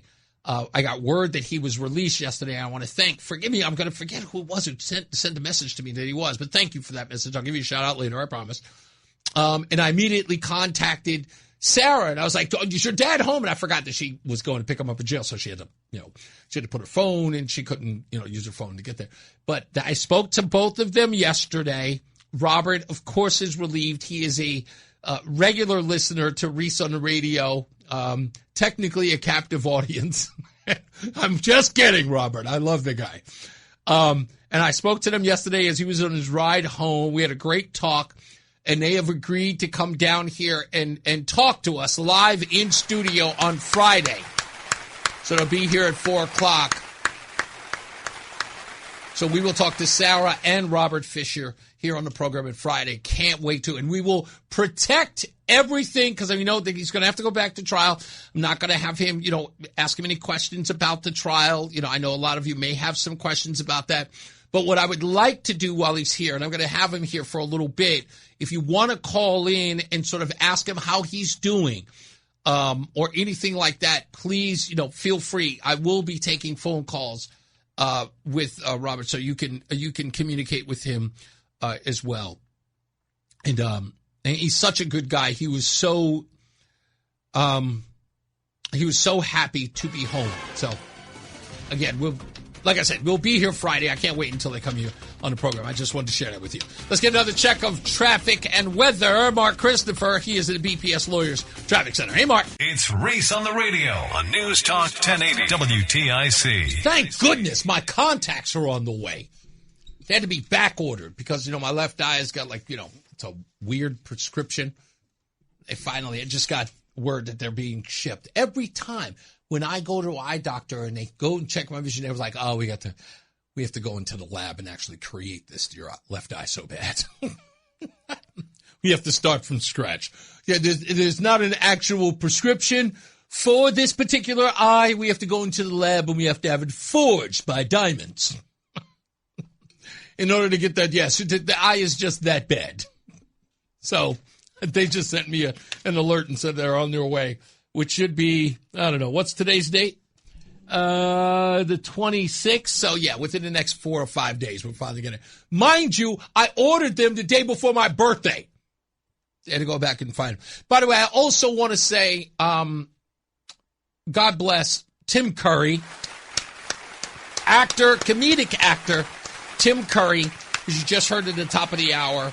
I also learned that he passed away same day as Dolly Parton. But as you can imagine, he's Tim Curry. She's Dolly Parton, so she dominated the headlines. I just saw that the Empire State Building lit up in pink. Also the same day Aaliyah passed away. That's right, which I mentioned yesterday. But the Empire State Building lit up in pink for Dolly Parton, which, again, it goes to who she is. Internationally, if not nationally known, but she is a treasure. But nothing against Tim Curry, because I want to say this about him. Okay, I was probably a little, I don't want to say very late, but a little late to the Rocky Horror Picture phenomenon. I went to one and I had a blast. I never went to another one because it wasn't my scene, but I did. I had a blast at a live, one of those independent theaters, small little, community theaters that they showed the movie, and you'd see there and you see the participation. I'd never seen anything like that before. It was amazing. Not that I became a fan of it, but I'd watched the movie afterwards, and having purchased the book, they actually have a book that tells you where you're supposed to, join in. They actually, because it became a phenomenon after the fact. And so Tim Curry, that was like my first real sort of Tim Curry interaction. And then I watched a movie that very much later in life, that became sort of, for me, the Tim Curry film, and that was Clue. I love that movie so much. I made my kids watch it, and even they loved it. And I still love it. Still one of my favorite ensemble movies ever made. Comedy, pratfalls, the whole 9 yards. It is classic. But I got to make sure that I make this clear. So, I can't believe I'm going to say this. And for those of you who have seen the movie Clue, you're going to know what I'm talking about. And I will explain. So whenever I'm talking to someone and they're having a conversation with me, whatever the case is, someone will inadvertently just say, because it's a part of what we do when we're talking to people, someone will say, long story short, I am almost triggered to say, too late. For those of you who know the movie, know exactly what I'm talking about. For those of you who have not, this is a running theme in the movie Clue. Every time someone in the movie says, long story short, everybody goes, too late. And it's one of my favorite bits in the movie. So now when people talk to me and they go, long story short, I'm almost like literally I have to bite the inside of my mouth not to say it. And I still say it in my head. I go, too late. I don't know why, but I cannot stop myself. So I also want to say rest in peace, Tim Curry. We lost Madeline Kahn as well. And just so many people for that movie. Clue is just one of those movies. I know that there's talk about remaking, and I wish they wouldn't. If you haven't seen it, please watch it. If you play the game Clue with your kids, have them watch the movie. It is fun from beginning to end. It just is a great movie. Just everything about that movie is great. And that's the best part about it. Dolly Parton, Tim Curry. And another actor, what was the actor's name that also passed away yesterday from the 5 Heartbeats? I'm forgetting his name. Michael Wright. Yes, Michael Wright. It was funny because I know him. Michael Wright, I know him. He passed away yesterday.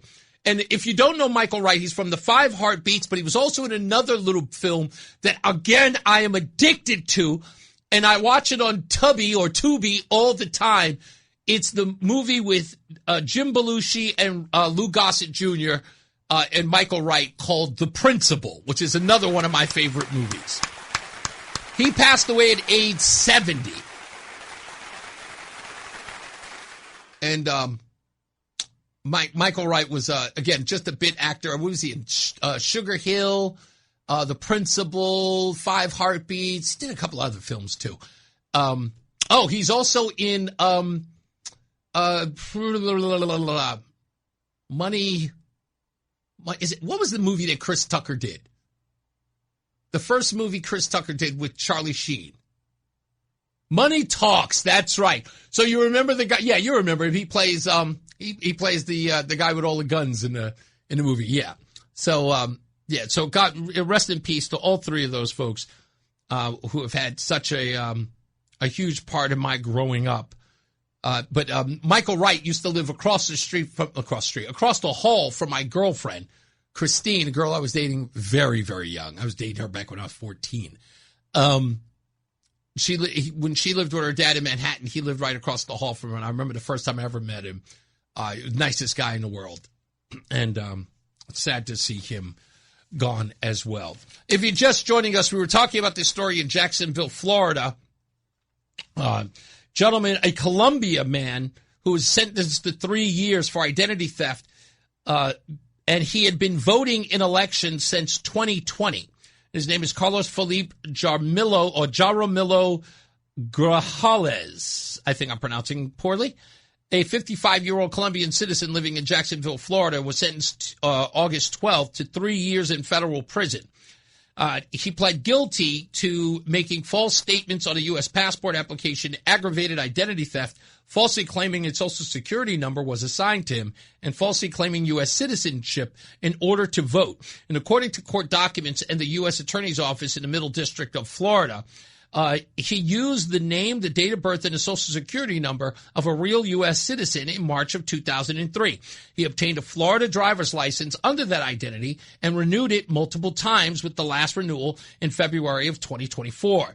In April of 2003, he applied for a U.S. passport using the stolen identity and a Puerto Rican birth certificate in the victim's name.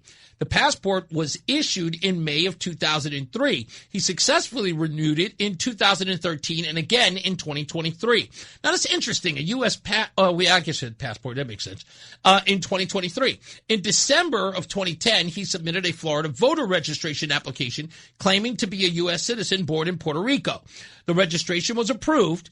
Then he voted in several elections, including the November 3rd, 2020 election in Duval County. The DHS Secretary Mark Wayne Mullen said the defendant used the stolen identity to obtain a driver's license and to vote. The case was investigated by Homeland Security Investigations, the State Departments of Secret Service, or Security Service, and the Social Security Administration Office of the Inspector General. He faces removal to Colombia, pending, I guess, approval before they get him out of here.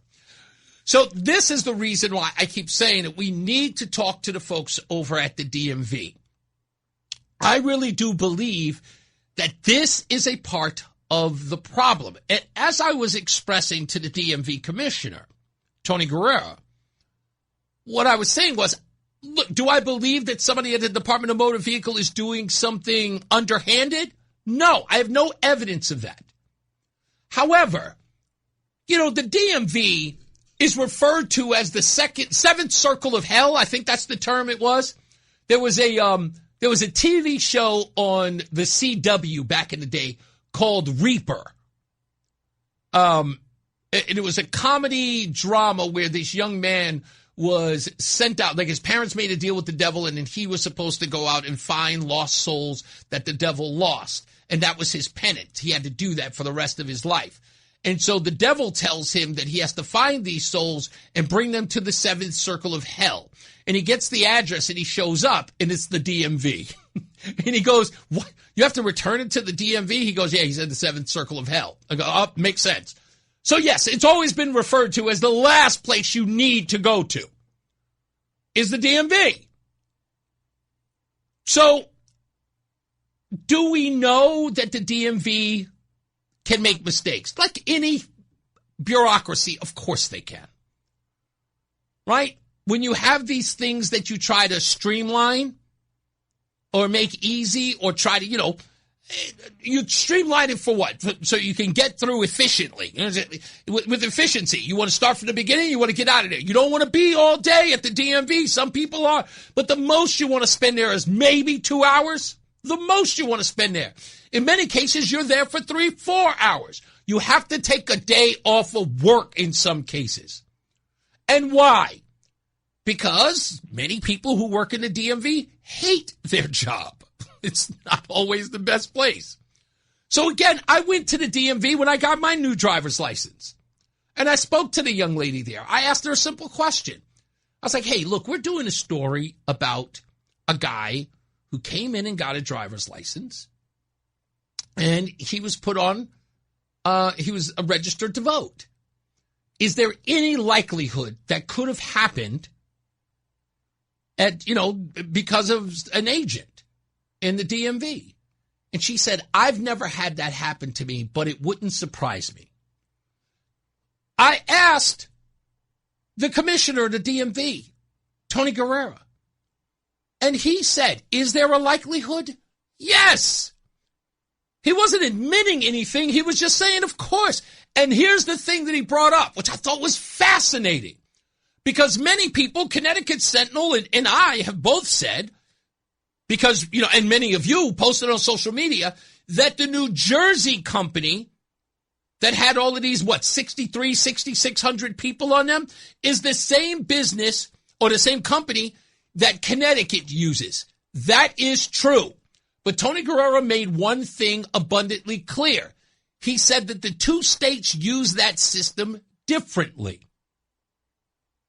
And so I said, really? I said, because everybody else is saying that the systems are just the same. And he goes, no, they're used differently. Now, what did he mean by that? And this is him. And I asked him if he would go on the record. He said yes. So according to him, and he is going to confirm it for me, when you get to the part where do you wish to register to vote, that is not something that comes up on its own. That is human directed. In essence, the agent must push that button to ask you that question.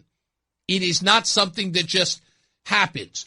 He also stated, remember when I told you that Sal Secunzion said that he was offered the opportunity to get a real ID. Remember I told you, he said, they want me to get the little star. And I said, oh, the real ID. He goes, yes. He goes, but I told them no. One of the young ladies who was there with the commissioner said, yes, they do ask you, but you are not automatically allowed to get that because you have to, in essence, it's just a question. Would you like to get a real ID? And if you say yes, then you have to provide documentation in order to go through that process. It's not immediate. Like while you're applying, you don't say, can I get a real ID? And they just, press a box and that's it. She's saying that there's a process that you have to go through. You have to make sure that you meet all the criteria to get the real ID. So it's not as simple, do you want one, and you get it. So I said, look, somebody's got to come on the show and talk about it. So Adam 12 called Ernie. Ernie, what's his name? I want to say it's Ernie. I could be wrong. I think it's Ernie. Yes, Ernie. Spoke to Ernie. He is the communications director over at the DMV for the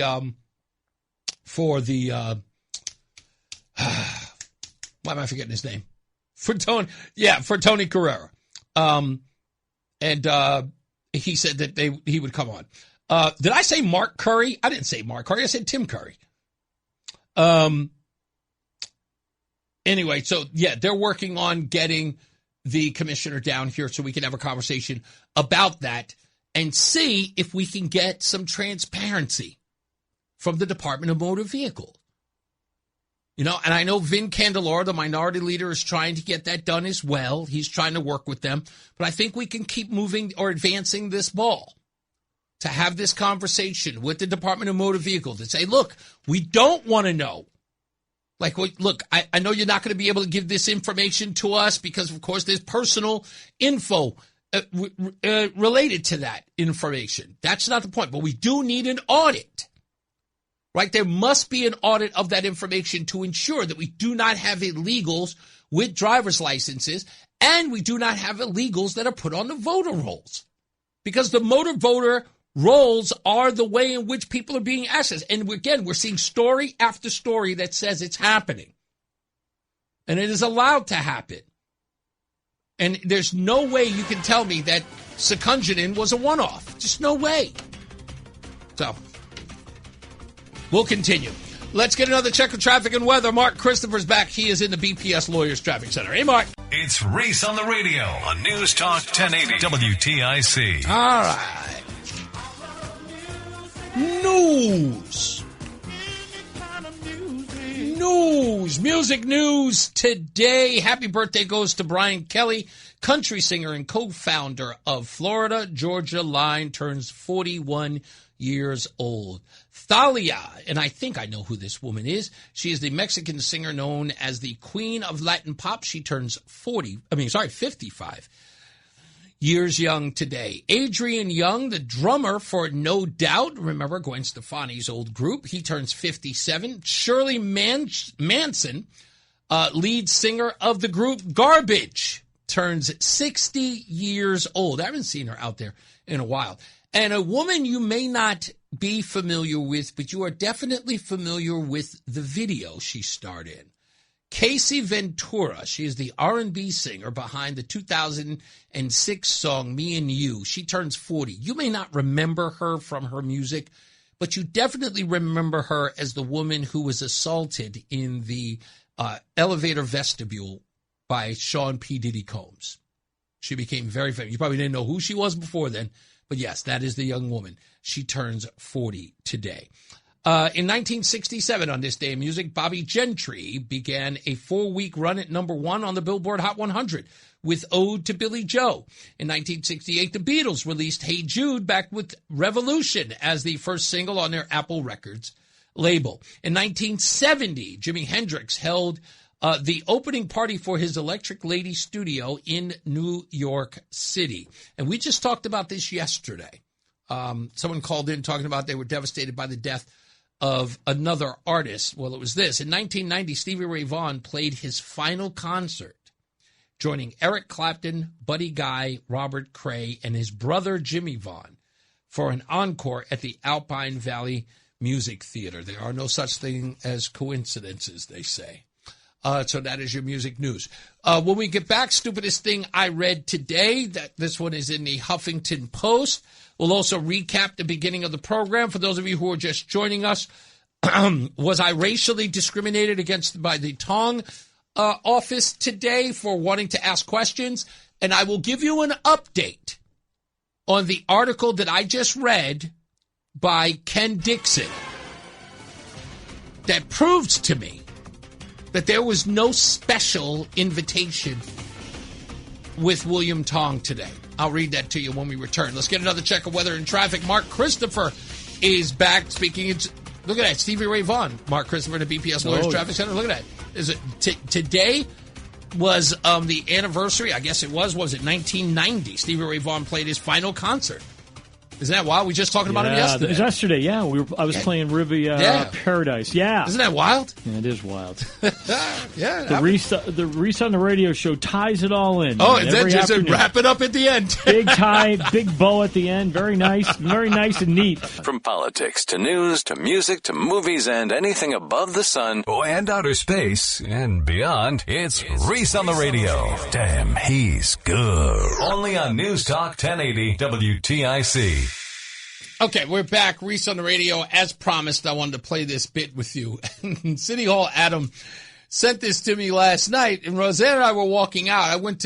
I took her out for ice cream last night. You know, I work for a lot of hours, and I get home from work, and I'm back at my computer working on new stuff. Just trying to, always update the show, make sure it's not, repetitious and all that other good stuff. And so she's sitting there, and I can see it in her face that, I'm not really giving her enough attention. So I'm like, where you going? She was like, oh, I was just going to go over. I was like, no, put your shoes on. Let's go. And we went out, went to McDonald's. I made the girl, you should do this too. They will do it. So she took the ice cream cones and she put them upside down in a medium cup. And I told her to give me a medium thing of Coca-Cola. And we just had, ice cream sodas. We just took that and we ate the bottom part of the ice cream cone. And then we poured soda in the ice cream and we sat and we watched episode 1 of the new season of Ted Lasso right in the parking lot. And it was kind of a mini date. And she felt happy. You'd never know that sometimes the simplest things you do go a long way. And I was so genius, not kidding, so thankful that I thought about it. Just like, nope, take her out for ice cream. That works every time. It's simple, it's old school, and it works. Maybe too well. Maybe too well. So like I said, we were walking out the door in City Hall. Adam sent this video to me. We started listening to it. We were walking out. And we were like, what? So I wanted to share it with you. So I told City Hall Adam, I said, I got to play this. Listen to Barbara Walters. I know I'm leading the witness here, but listen to the questions she asked Dolly Parton. Dolly, where I come from, would I have called you a hillbilly? If you had of, it would have been something very natural, but I would have probably kicked your shins or something. Can you believe that? I'm still caught off guard listening to this. I don't know why I'm made uncomfortable. This is Barbara Walters saying where I come from.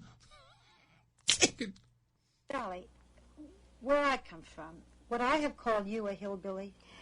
If you had of, it would have been something very natural, but I would have probably kicked your shins or something. No, actually. But when I think of hillbillies, am I thinking of your kind of people? I think you probably are. The people that grew up where I was were I cannot believe that this is an accomplished journalist. This isn't Barbara Walters' gumshoe. Okay? This is a very well-established Barbara Walters, a household name. It would have been something very natural, but I would have probably kicked your shins or something. No, actually. But when I think of hillbillies, am I thinking of your kind of people? I think I don't know why I can't get past that part. Probably are.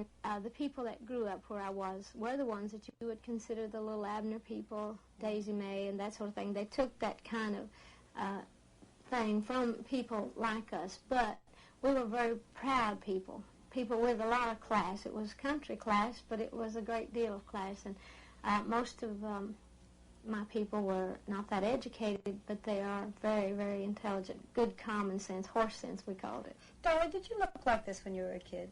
Not quite. I mean, you didn't have the blonde wig, but when you went to school, when you were 11, 12, 13, was it this about you? Well, you mean the full figure? Yeah, that's what I meant. Yeah, I thought that's what you meant.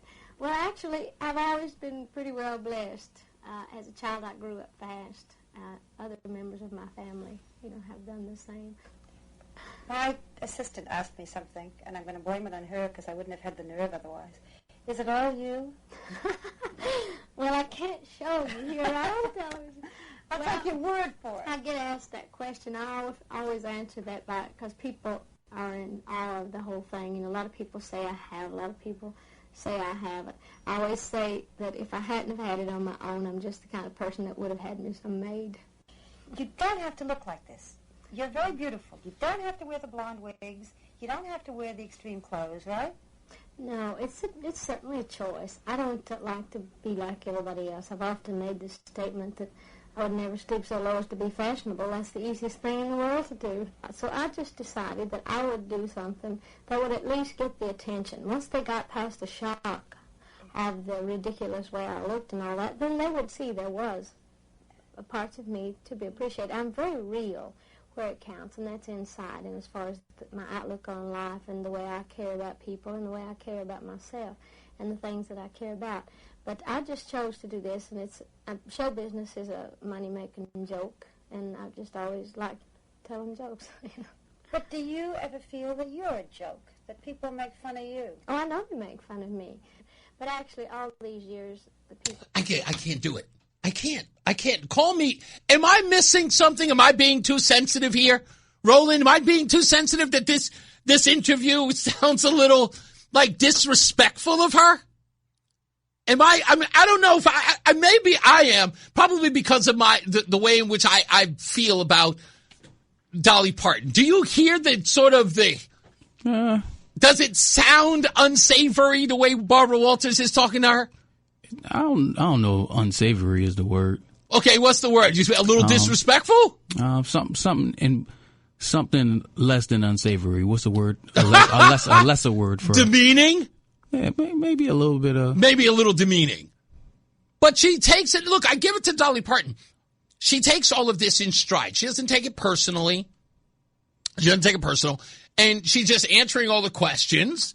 You just really, really love Dolly Parton. I do, but I'm not a fan of Barbara Walters. Yeah, well, then there you go. But she says these things. Look, come on. You can't get past the opening lines. Dolly. This one. Where I come from, would I have called you a hillbilly? Do you have any decorum? Where I come from, would I have called you a hillbilly? Where do you come from that you would ever call somebody a hillbilly? Well, a little bit of shade. That's a little bit of shade. How is it not? And then this one. If you had of, it would have been something very natural, but I would have probably kicked your shins or something. Rightly so. No, actually. But when I think of hillbillies, am I thinking of your kind of people? I think. Oh, my goodness. When I'm thinking of hillbillies, am I thinking of your kind of people? Again, this is Barbara.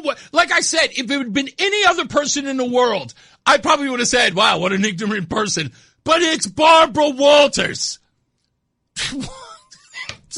Again, I don't think maybe that's I wonder.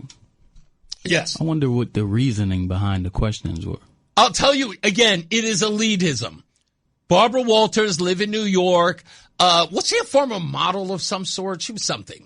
She wasn't. I was never really a big fan of hers? A fan of. Yeah. Again, the woman always rubbed me the wrong way. Barbara Walters just always did. And I was, again, just not a real big fan of hers. But that elitist behavior, telling your kind of people. You know what? She probably felt a little intimidated. Yeah, probably so. Probably so. It's like, what I've called your kind of, just your kind of people line. I'm like, what? And again, this is just for people like Reggae Don who always think, the whole racist thing and whatnot. This is white woman on white woman violence, just so you know. Yeah, but she's thinking she's trailer park trash. Yeah! Again, this is an accomplished woman who's famous, and do you have to dress like this? Do you have to look like this? And again, this is Barbara Walters saying to her, because of the popularity of Dolly Parton, which is saying in some ways she is insulting to women like Barbara Walters. Like, if you're getting this kind of recognition, what is it saying about the rest of us who are elitists, who are, sophisticated, calling her a hillbilly and demeaning her? That's the part that I see in this. Like, do you have to dress like this? Do you have to look like this? This is really setting women back. That's what she's trying to say. Yeah. You're setting women back with the wig and the buxom blonde. She wanted to do it too, though. You think so? Yeah. A little bit of envious that she couldn't be free. Oh, wait. Ned and Murphy just got blasted at the Danbury press conference. Uh-oh. Ned walked off. You know what? God bless him. Whoever was down there. Okay, I'm going to get into that. Ryan, if you have a clip, put it in the chat room. I'll grab it. I'm glad because I know Chris Murphy was told, in fact, Danbury Mayor Alves sent a message to Chris Murphy telling him to get down there. To do what? What are you going to do? Go out there and wrestle ice? I wouldn't expect wrestle ice. Really? Chris Murphy? Seriously? He couldn't wrestle a beagle. What was Chris Murphy going to go down there and do? Flex his beard at them?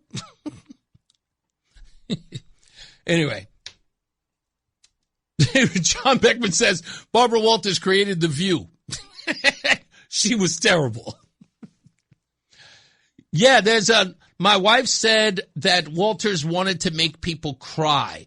Yeah, I mean, that's a good thing. That's a thing that Barbara Walters' interviews were about, getting the subject to cry or to get emotional. That was a big deal on television.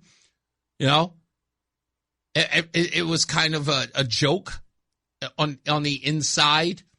It's like getting people to be emotional on camera. That's a good gag. It's like, then they will play that clip. Actor such and such, Academy Award winner, gets emotional with Barbara Walters today at 9. That's the whole bit. WFSB is reporting it. Okay, we will look into that. Thank you so much, Ryan. Great work. And thank you for keeping us in the loop while I'm sitting up here BSing about Barbara Walters. Doing my job for me while I do this nonsense. We'll take a break and we'll go look at that when we get a chance. But thank you for that, Ryan. Good job. And Adam, if you know where that link is, make sure you get it to me. But yeah, of course I would expect, and I hope ICE agents were down there telling them, get out of here. Hey, get out of here. We'll deport you too. Hey, Lamont, ain't you from Puerto Rico? He likes to tell people that. I know Puerto Rico is an American. I know. Thank you, AQ. I love you, brother. I am going to make sure I keep doing that. Thank you, AQ. So, by the way, today or tonight, I am going to be posting, what do you call it? I'm going to be posting the press conference today and some of the bits from that, from William Tong talking about everything from, talking primarily about the lawsuit. So you can have that, as well as him answering the question that was asked earlier. And I want to talk about that a little bit before I get to the phones in a bit. So William Tong was asked by a reporter about parents being responsible for their children's social media usage or their cell phone usage.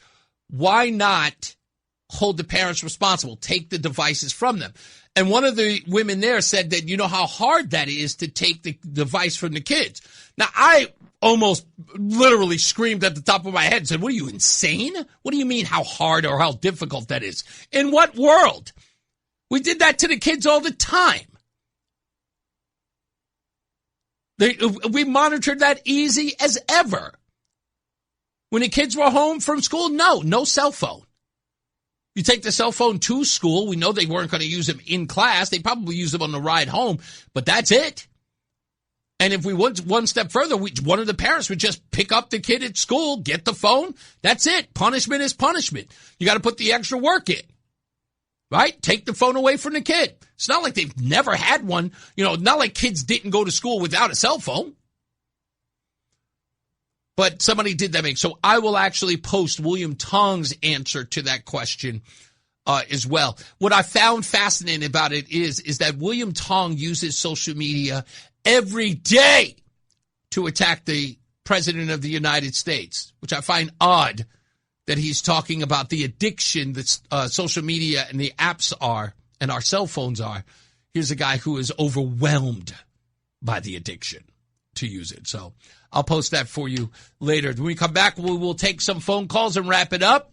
Looks like we got some people in there who are interested in participating in the show. So we'll get to that. Mark Christopher's back. He is in the BPS Lawyers Traffic Center. Hey, Mark. The Odyssey app lets you jump back to the moments you missed from WTIC News Talk 1080. Download the free Odyssey app. Search WTIC News Talk 1080 and tap earlier today to get started. Also, remember to pick up the Reese on the Radio app. That's right. The app is at ReeseOnTheRadio.com. It's got a live news ticker. That's right. All the news and all the views right there. Go to ReeseOnTheRadio.com so you can download the app and you can listen to Reese on the Radio whenever you want. When you're driving, just go there and the whole 9 yards. So yes, I'm competing with my own company. You take the Odyssey app or you get Reese on the Radio. Either way, whatever. It's got reels there. It's got my Substacks there. It's got everything there. So enjoy, please. Check it out and let me know that you downloaded it and all that good stuff. And, we just ride together. And I'm trying to make it interactive, like every day and during the day, especially at night. I'm trying to post something new so that you guys can check it out. Don't forget, there's the Rundown with Reese on the Radio where what we do is, and let me explain to you, all you have to do is look for the Rundown with Reese on the Radio. And I'll even post where you go to ReeseOnTheRadio.com to find it. Regular Reese on the Radio. Just go there before you download the app. Just scroll down and you'll find the link there so you can follow the Reese on the Radio Rundown. So let me explain to you what the Rundown is. It's real simple. So we find news articles, primarily here in Connecticut, right? These articles sometimes have a bent, a liberal one. And they just aren't accurate. Not all the time. I'm not calling out any names, but you know who they are.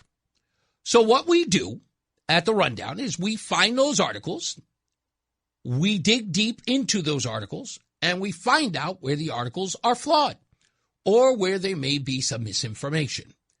And then we give those articles to you, where we get the facts, like the recent story we posted about the measles. One story said that, it's the same levels as 2019. Yes, 3.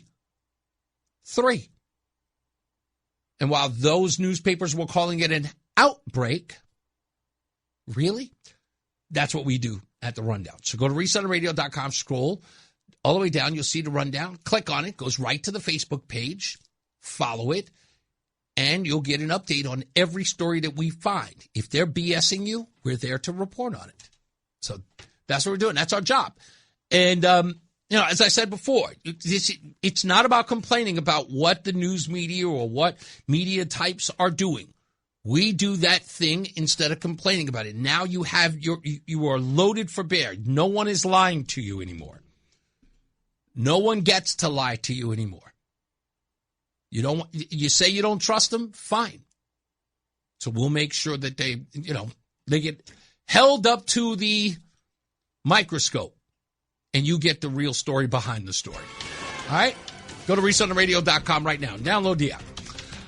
Let's get another check of weather and traffic, and then we'll wrap this up with your phone calls at 860-522-WTIC, 860-522-9842. Now it's for traffic and weather on the 8s. Mark Christopher is at the BPS Lawyers Traffic Center. Hey, Mark, don't forget, Robert and, why am I forgetting her name? Sarah Fisher.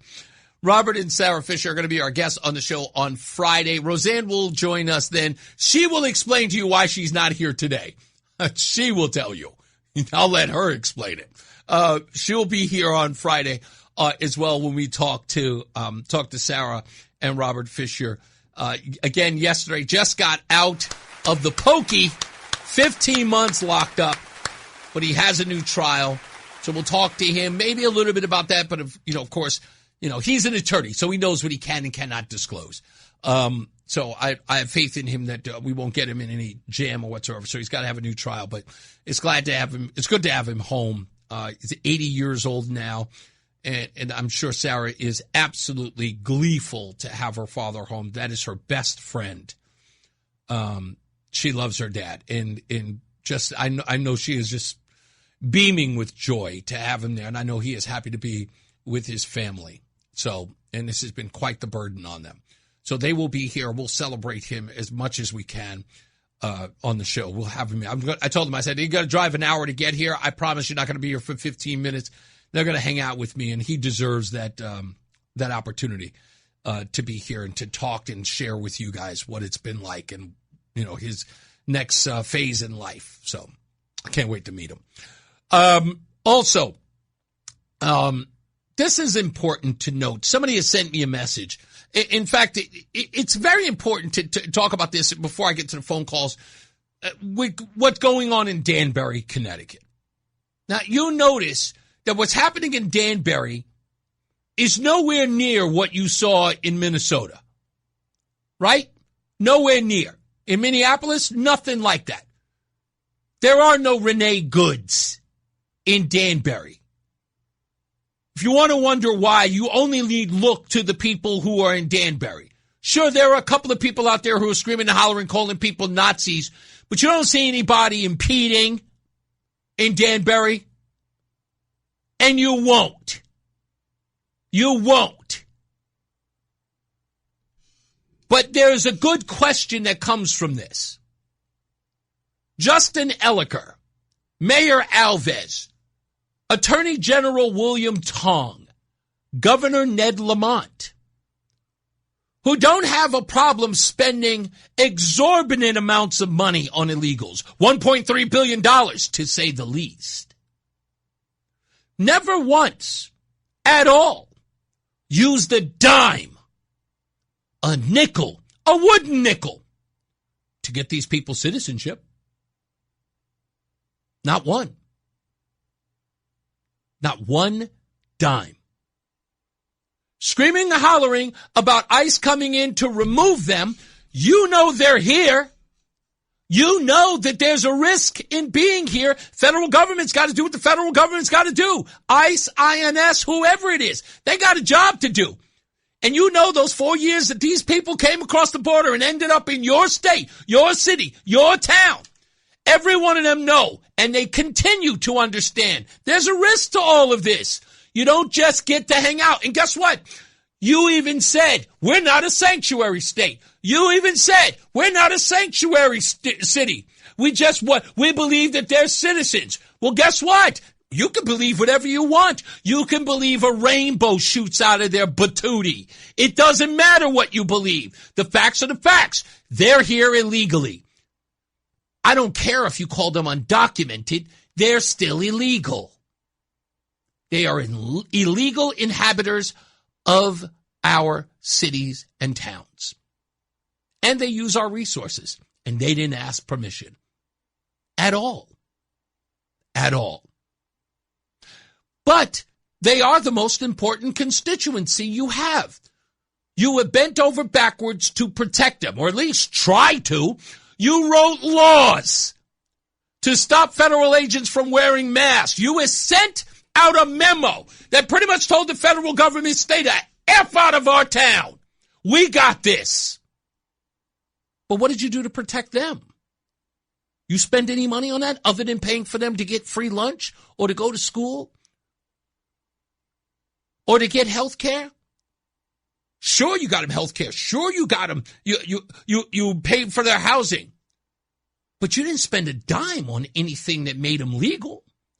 Probably the most important thing. Probably the thing that would make them whole. Nothing. And now you want to moan about whether or not they're being picked up? You got no skin in the game.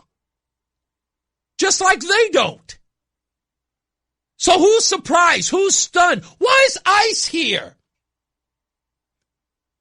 Well, what did you do to protect them? And it's not enough, Governor Lamont, to say, we want you to know we care about you. No offense, but that never got anyone a green card. Hell, if that's the case, we all care. But it's not getting anything done, and it's not protecting these people. So what you are allowing to happen is real simple. Their lives are at risk. Their staying in the state is at risk. They know it's at risk. And you on camera scream and holler about something that you have no control over. You could be mad. You could be outraged. You can say it's wrong. But what have you done? None of you have done anything. This is changing the profile on your social media page. That's all you've done. Governor, AG, mayors, town councils, whatever you are. That's the only thing you did. You just changed your status on social media. I think this is wrong. Find a camera. Find a radio program. Find a television network. I think this is wrong. Well, what are you doing about it? And the usual answer is nothing. You talk a good game about we need to have comprehensive immigration reform. What are you doing for the people who are here so that they're not picked up by INS or by ICE? What are you doing? Anything? The NGOs get plenty of money. Get plenty of government money. What are they doing? Putting up posts called Know Your Rights? What's that ever gotten anyone? They got to go outside sometimes. Somebody's got to go to the grocery store to get food. What are you going to do? Instacart the rest of their life? You going to stay inside? That's what they're going to do. They're going to hide inside their homes? Is that what's going to happen? Kids got to go to school. So they're going to walk down the street and they're going to be picked up and they're going to be sent back home. So if you want to do something, seriously, if you really want to do something, help them get their citizenship. Maybe ICE will stop coming around. Well, you look at Connecticut. They're getting people their proper paperwork so that they're not deported. You have the power to do it. You have enough money to do it. $1.3 billion you spent. And not one person has a green card. Amazing. They got Pop-Tarts. No green card. They got universal health care. No citizenship. Priorities, folks. I don't mean to be kind of a bad person here, but I could do this in my sleep. That's the first thing I would do. I'd be getting together with legislators and going, how can we get these people? How can we call Washington? How can we cooperate with the Trump administration so that we don't have these families being picked up, being separated? Do you care about them, or do you care more about the bylines and the newspaper reporting? Huh? Do you care more about the headlines than you care about these people? Because I'll be honest with you, I don't think you give a damn about these people. I think you will throw these people under a bus any chance you get if it will get you a headline. I think you see these people for exactly what you think they are, slaves. Something for you to use so you can feel good about yourself. You will pat yourself on the back while you stand on theirs. That's what I believe. Yes, Tony, how are you? Good, buddy. How's it going? And shout out to Roland as well. And happy belated birthday. Thank you, sir. Yeah, you got it. Yeah, it's a by design, intentional lie to prey on people's emotions and never make good on their promises because they need the votes. That's right. That's the rock bottom truth right there. And anytime I've ever contacted Hartford when Democrats were in control, whether I email them or call them, they give me some kind of, bamboozled response or remark just to blow me off. Yeah. They flat out can't answer it because they don't like people like you and I who know the truth, and they won't give us closure when we confront them. It's intentional. What? It's disgusting. Tony, what I want them to do before I let you go, it's not so much about what I want Lamont or A.G. Tong or Justin Ellicker or anybody else or Mayor Alves. I don't even want them to do anything. Here's what I want. I want the people who support those gentlemen and support illegals that are here. What I want them to do is to demand the governor, the mayors, and all them. I want the people who support these illegals staying in the country. I want them pushing those leaders by saying, what are you doing to get them legal status? Because look, if they don't get it, they're going to keep getting picked up. There's no stopping ICE. You can forget about it. So somebody's got to decide on what are we going to do to keep them here? Because we're not doing that thing. The only thing we're doing is we're all bloviating about how wrong it is. No one's solving the problem of keeping them here, and that's getting them citizenship. So if you are on the left, if you're a liberal, if you're a progressive, if you support illegals, if you are part of these NGOs, you should be saying to Justin Ellicker, yo, they're still going to get picked up. There's no stopping the Trump administration. Can we get these people legal status? That's what they should be demanding of them. Yeah, they do this intentionally because they're preying on gullibility and ignorance and words that are on the surface that hold no meaning. Exactly. That's what it is, bro. Thank you, man. Let me get these last people in here. Morgan is in Newington, right? No, Harrington. I'm sorry, Morgan. How are you? Doing great, Reese. How about yourself? I'm all right.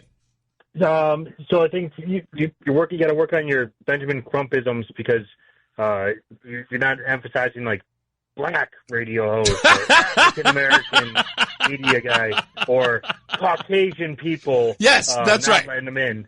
The other thing I wanted to say quickly is Tim Curry's best role is Darkness in the movie Legend with Tom Cruise, which came out the same year as Clue. That's right. I never saw that movie though. It's great. It's kind of weird, but it's if you like Never Ending Story and those. Yes, I know it's in the same vein as the Never Ending Story. Yeah. Yeah, but I just wanted to say that, and I don't know if anyone brought up we were talking about Johanna Hayes yesterday about her statement. She put the bottom in there just because it's for U.S. citizens is all her references, but she's trying to reference people that aren't U.S. citizens, so that's how they put that small fine print in there. Oh, right, where she says that this is not legal advice. Yeah, it's because if someone tries to bring it up, they're like, but this is for U.S. citizens, not for non-U.S. citizens. I don't know. You know what I meant to ask? I need to find this out because you know what? I think this is because she keeps talking about illegals' constitutional rights, but I'm going, if you're an illegal citizen, do you have them? And I think that question has been asked or ballyhooed about often enough. People say that once you're on the United States, once you're on land, the United States land, that you immediately get constitutional rights. And I don't know if that's been settled yet. I to an extent, I believe you are correct on that. Uh-huh. But if a right to bear arms, if an illegal shot a U.S. citizen, then I think it would be different in that scenario. You know what I mean? Yeah, exactly. You're 100% right. Thank you, boss man. Let me get up out of here. Thank you, man. Thank you. Michael A., you make a good point. He says, now you're giving Dems a rubber stamp to allow them all citizenship. No. Absolutely not. And I get your point, and it's a fair one. But let me articulate this behind that, right? You see, if they demand guys like Justin Elliker, John Larson, even Luke Bronin, who looks like, there's a likelihood, whatever, you know what I mean. Any one of these politicians who are fighting for illegals, right? Hold them accountable to getting these people citizenship. Why am I saying that? Because if they were actually putting the effort to do that, then they have to know who these people are. And if they find out who these people are, they will probably realize that these people do not deserve citizenship. That's the whole rub. That you should be demanding. If these people are innocent and they've done nothing wrong, you should force them to get these people their citizenship. But if you do that, that means they have to vet them. And when they do, they'll know. As I always say, radio is free, so we thank you for paying attention. Remember to keep JC in your hearts and in your minds. Sean Patrick, we love you and we miss you. Remember that panic is not planning, so plan your work and work your plan. Me, I'm Reese on the radio. You have a good night and pleasant tomorrow. We'll see you back here at 2 p.m. What is that, Wednesday tomorrow? Yeah, wow. Oh, it's Thursday. Darn it, it's Wednesday already. I got a meeting to go to.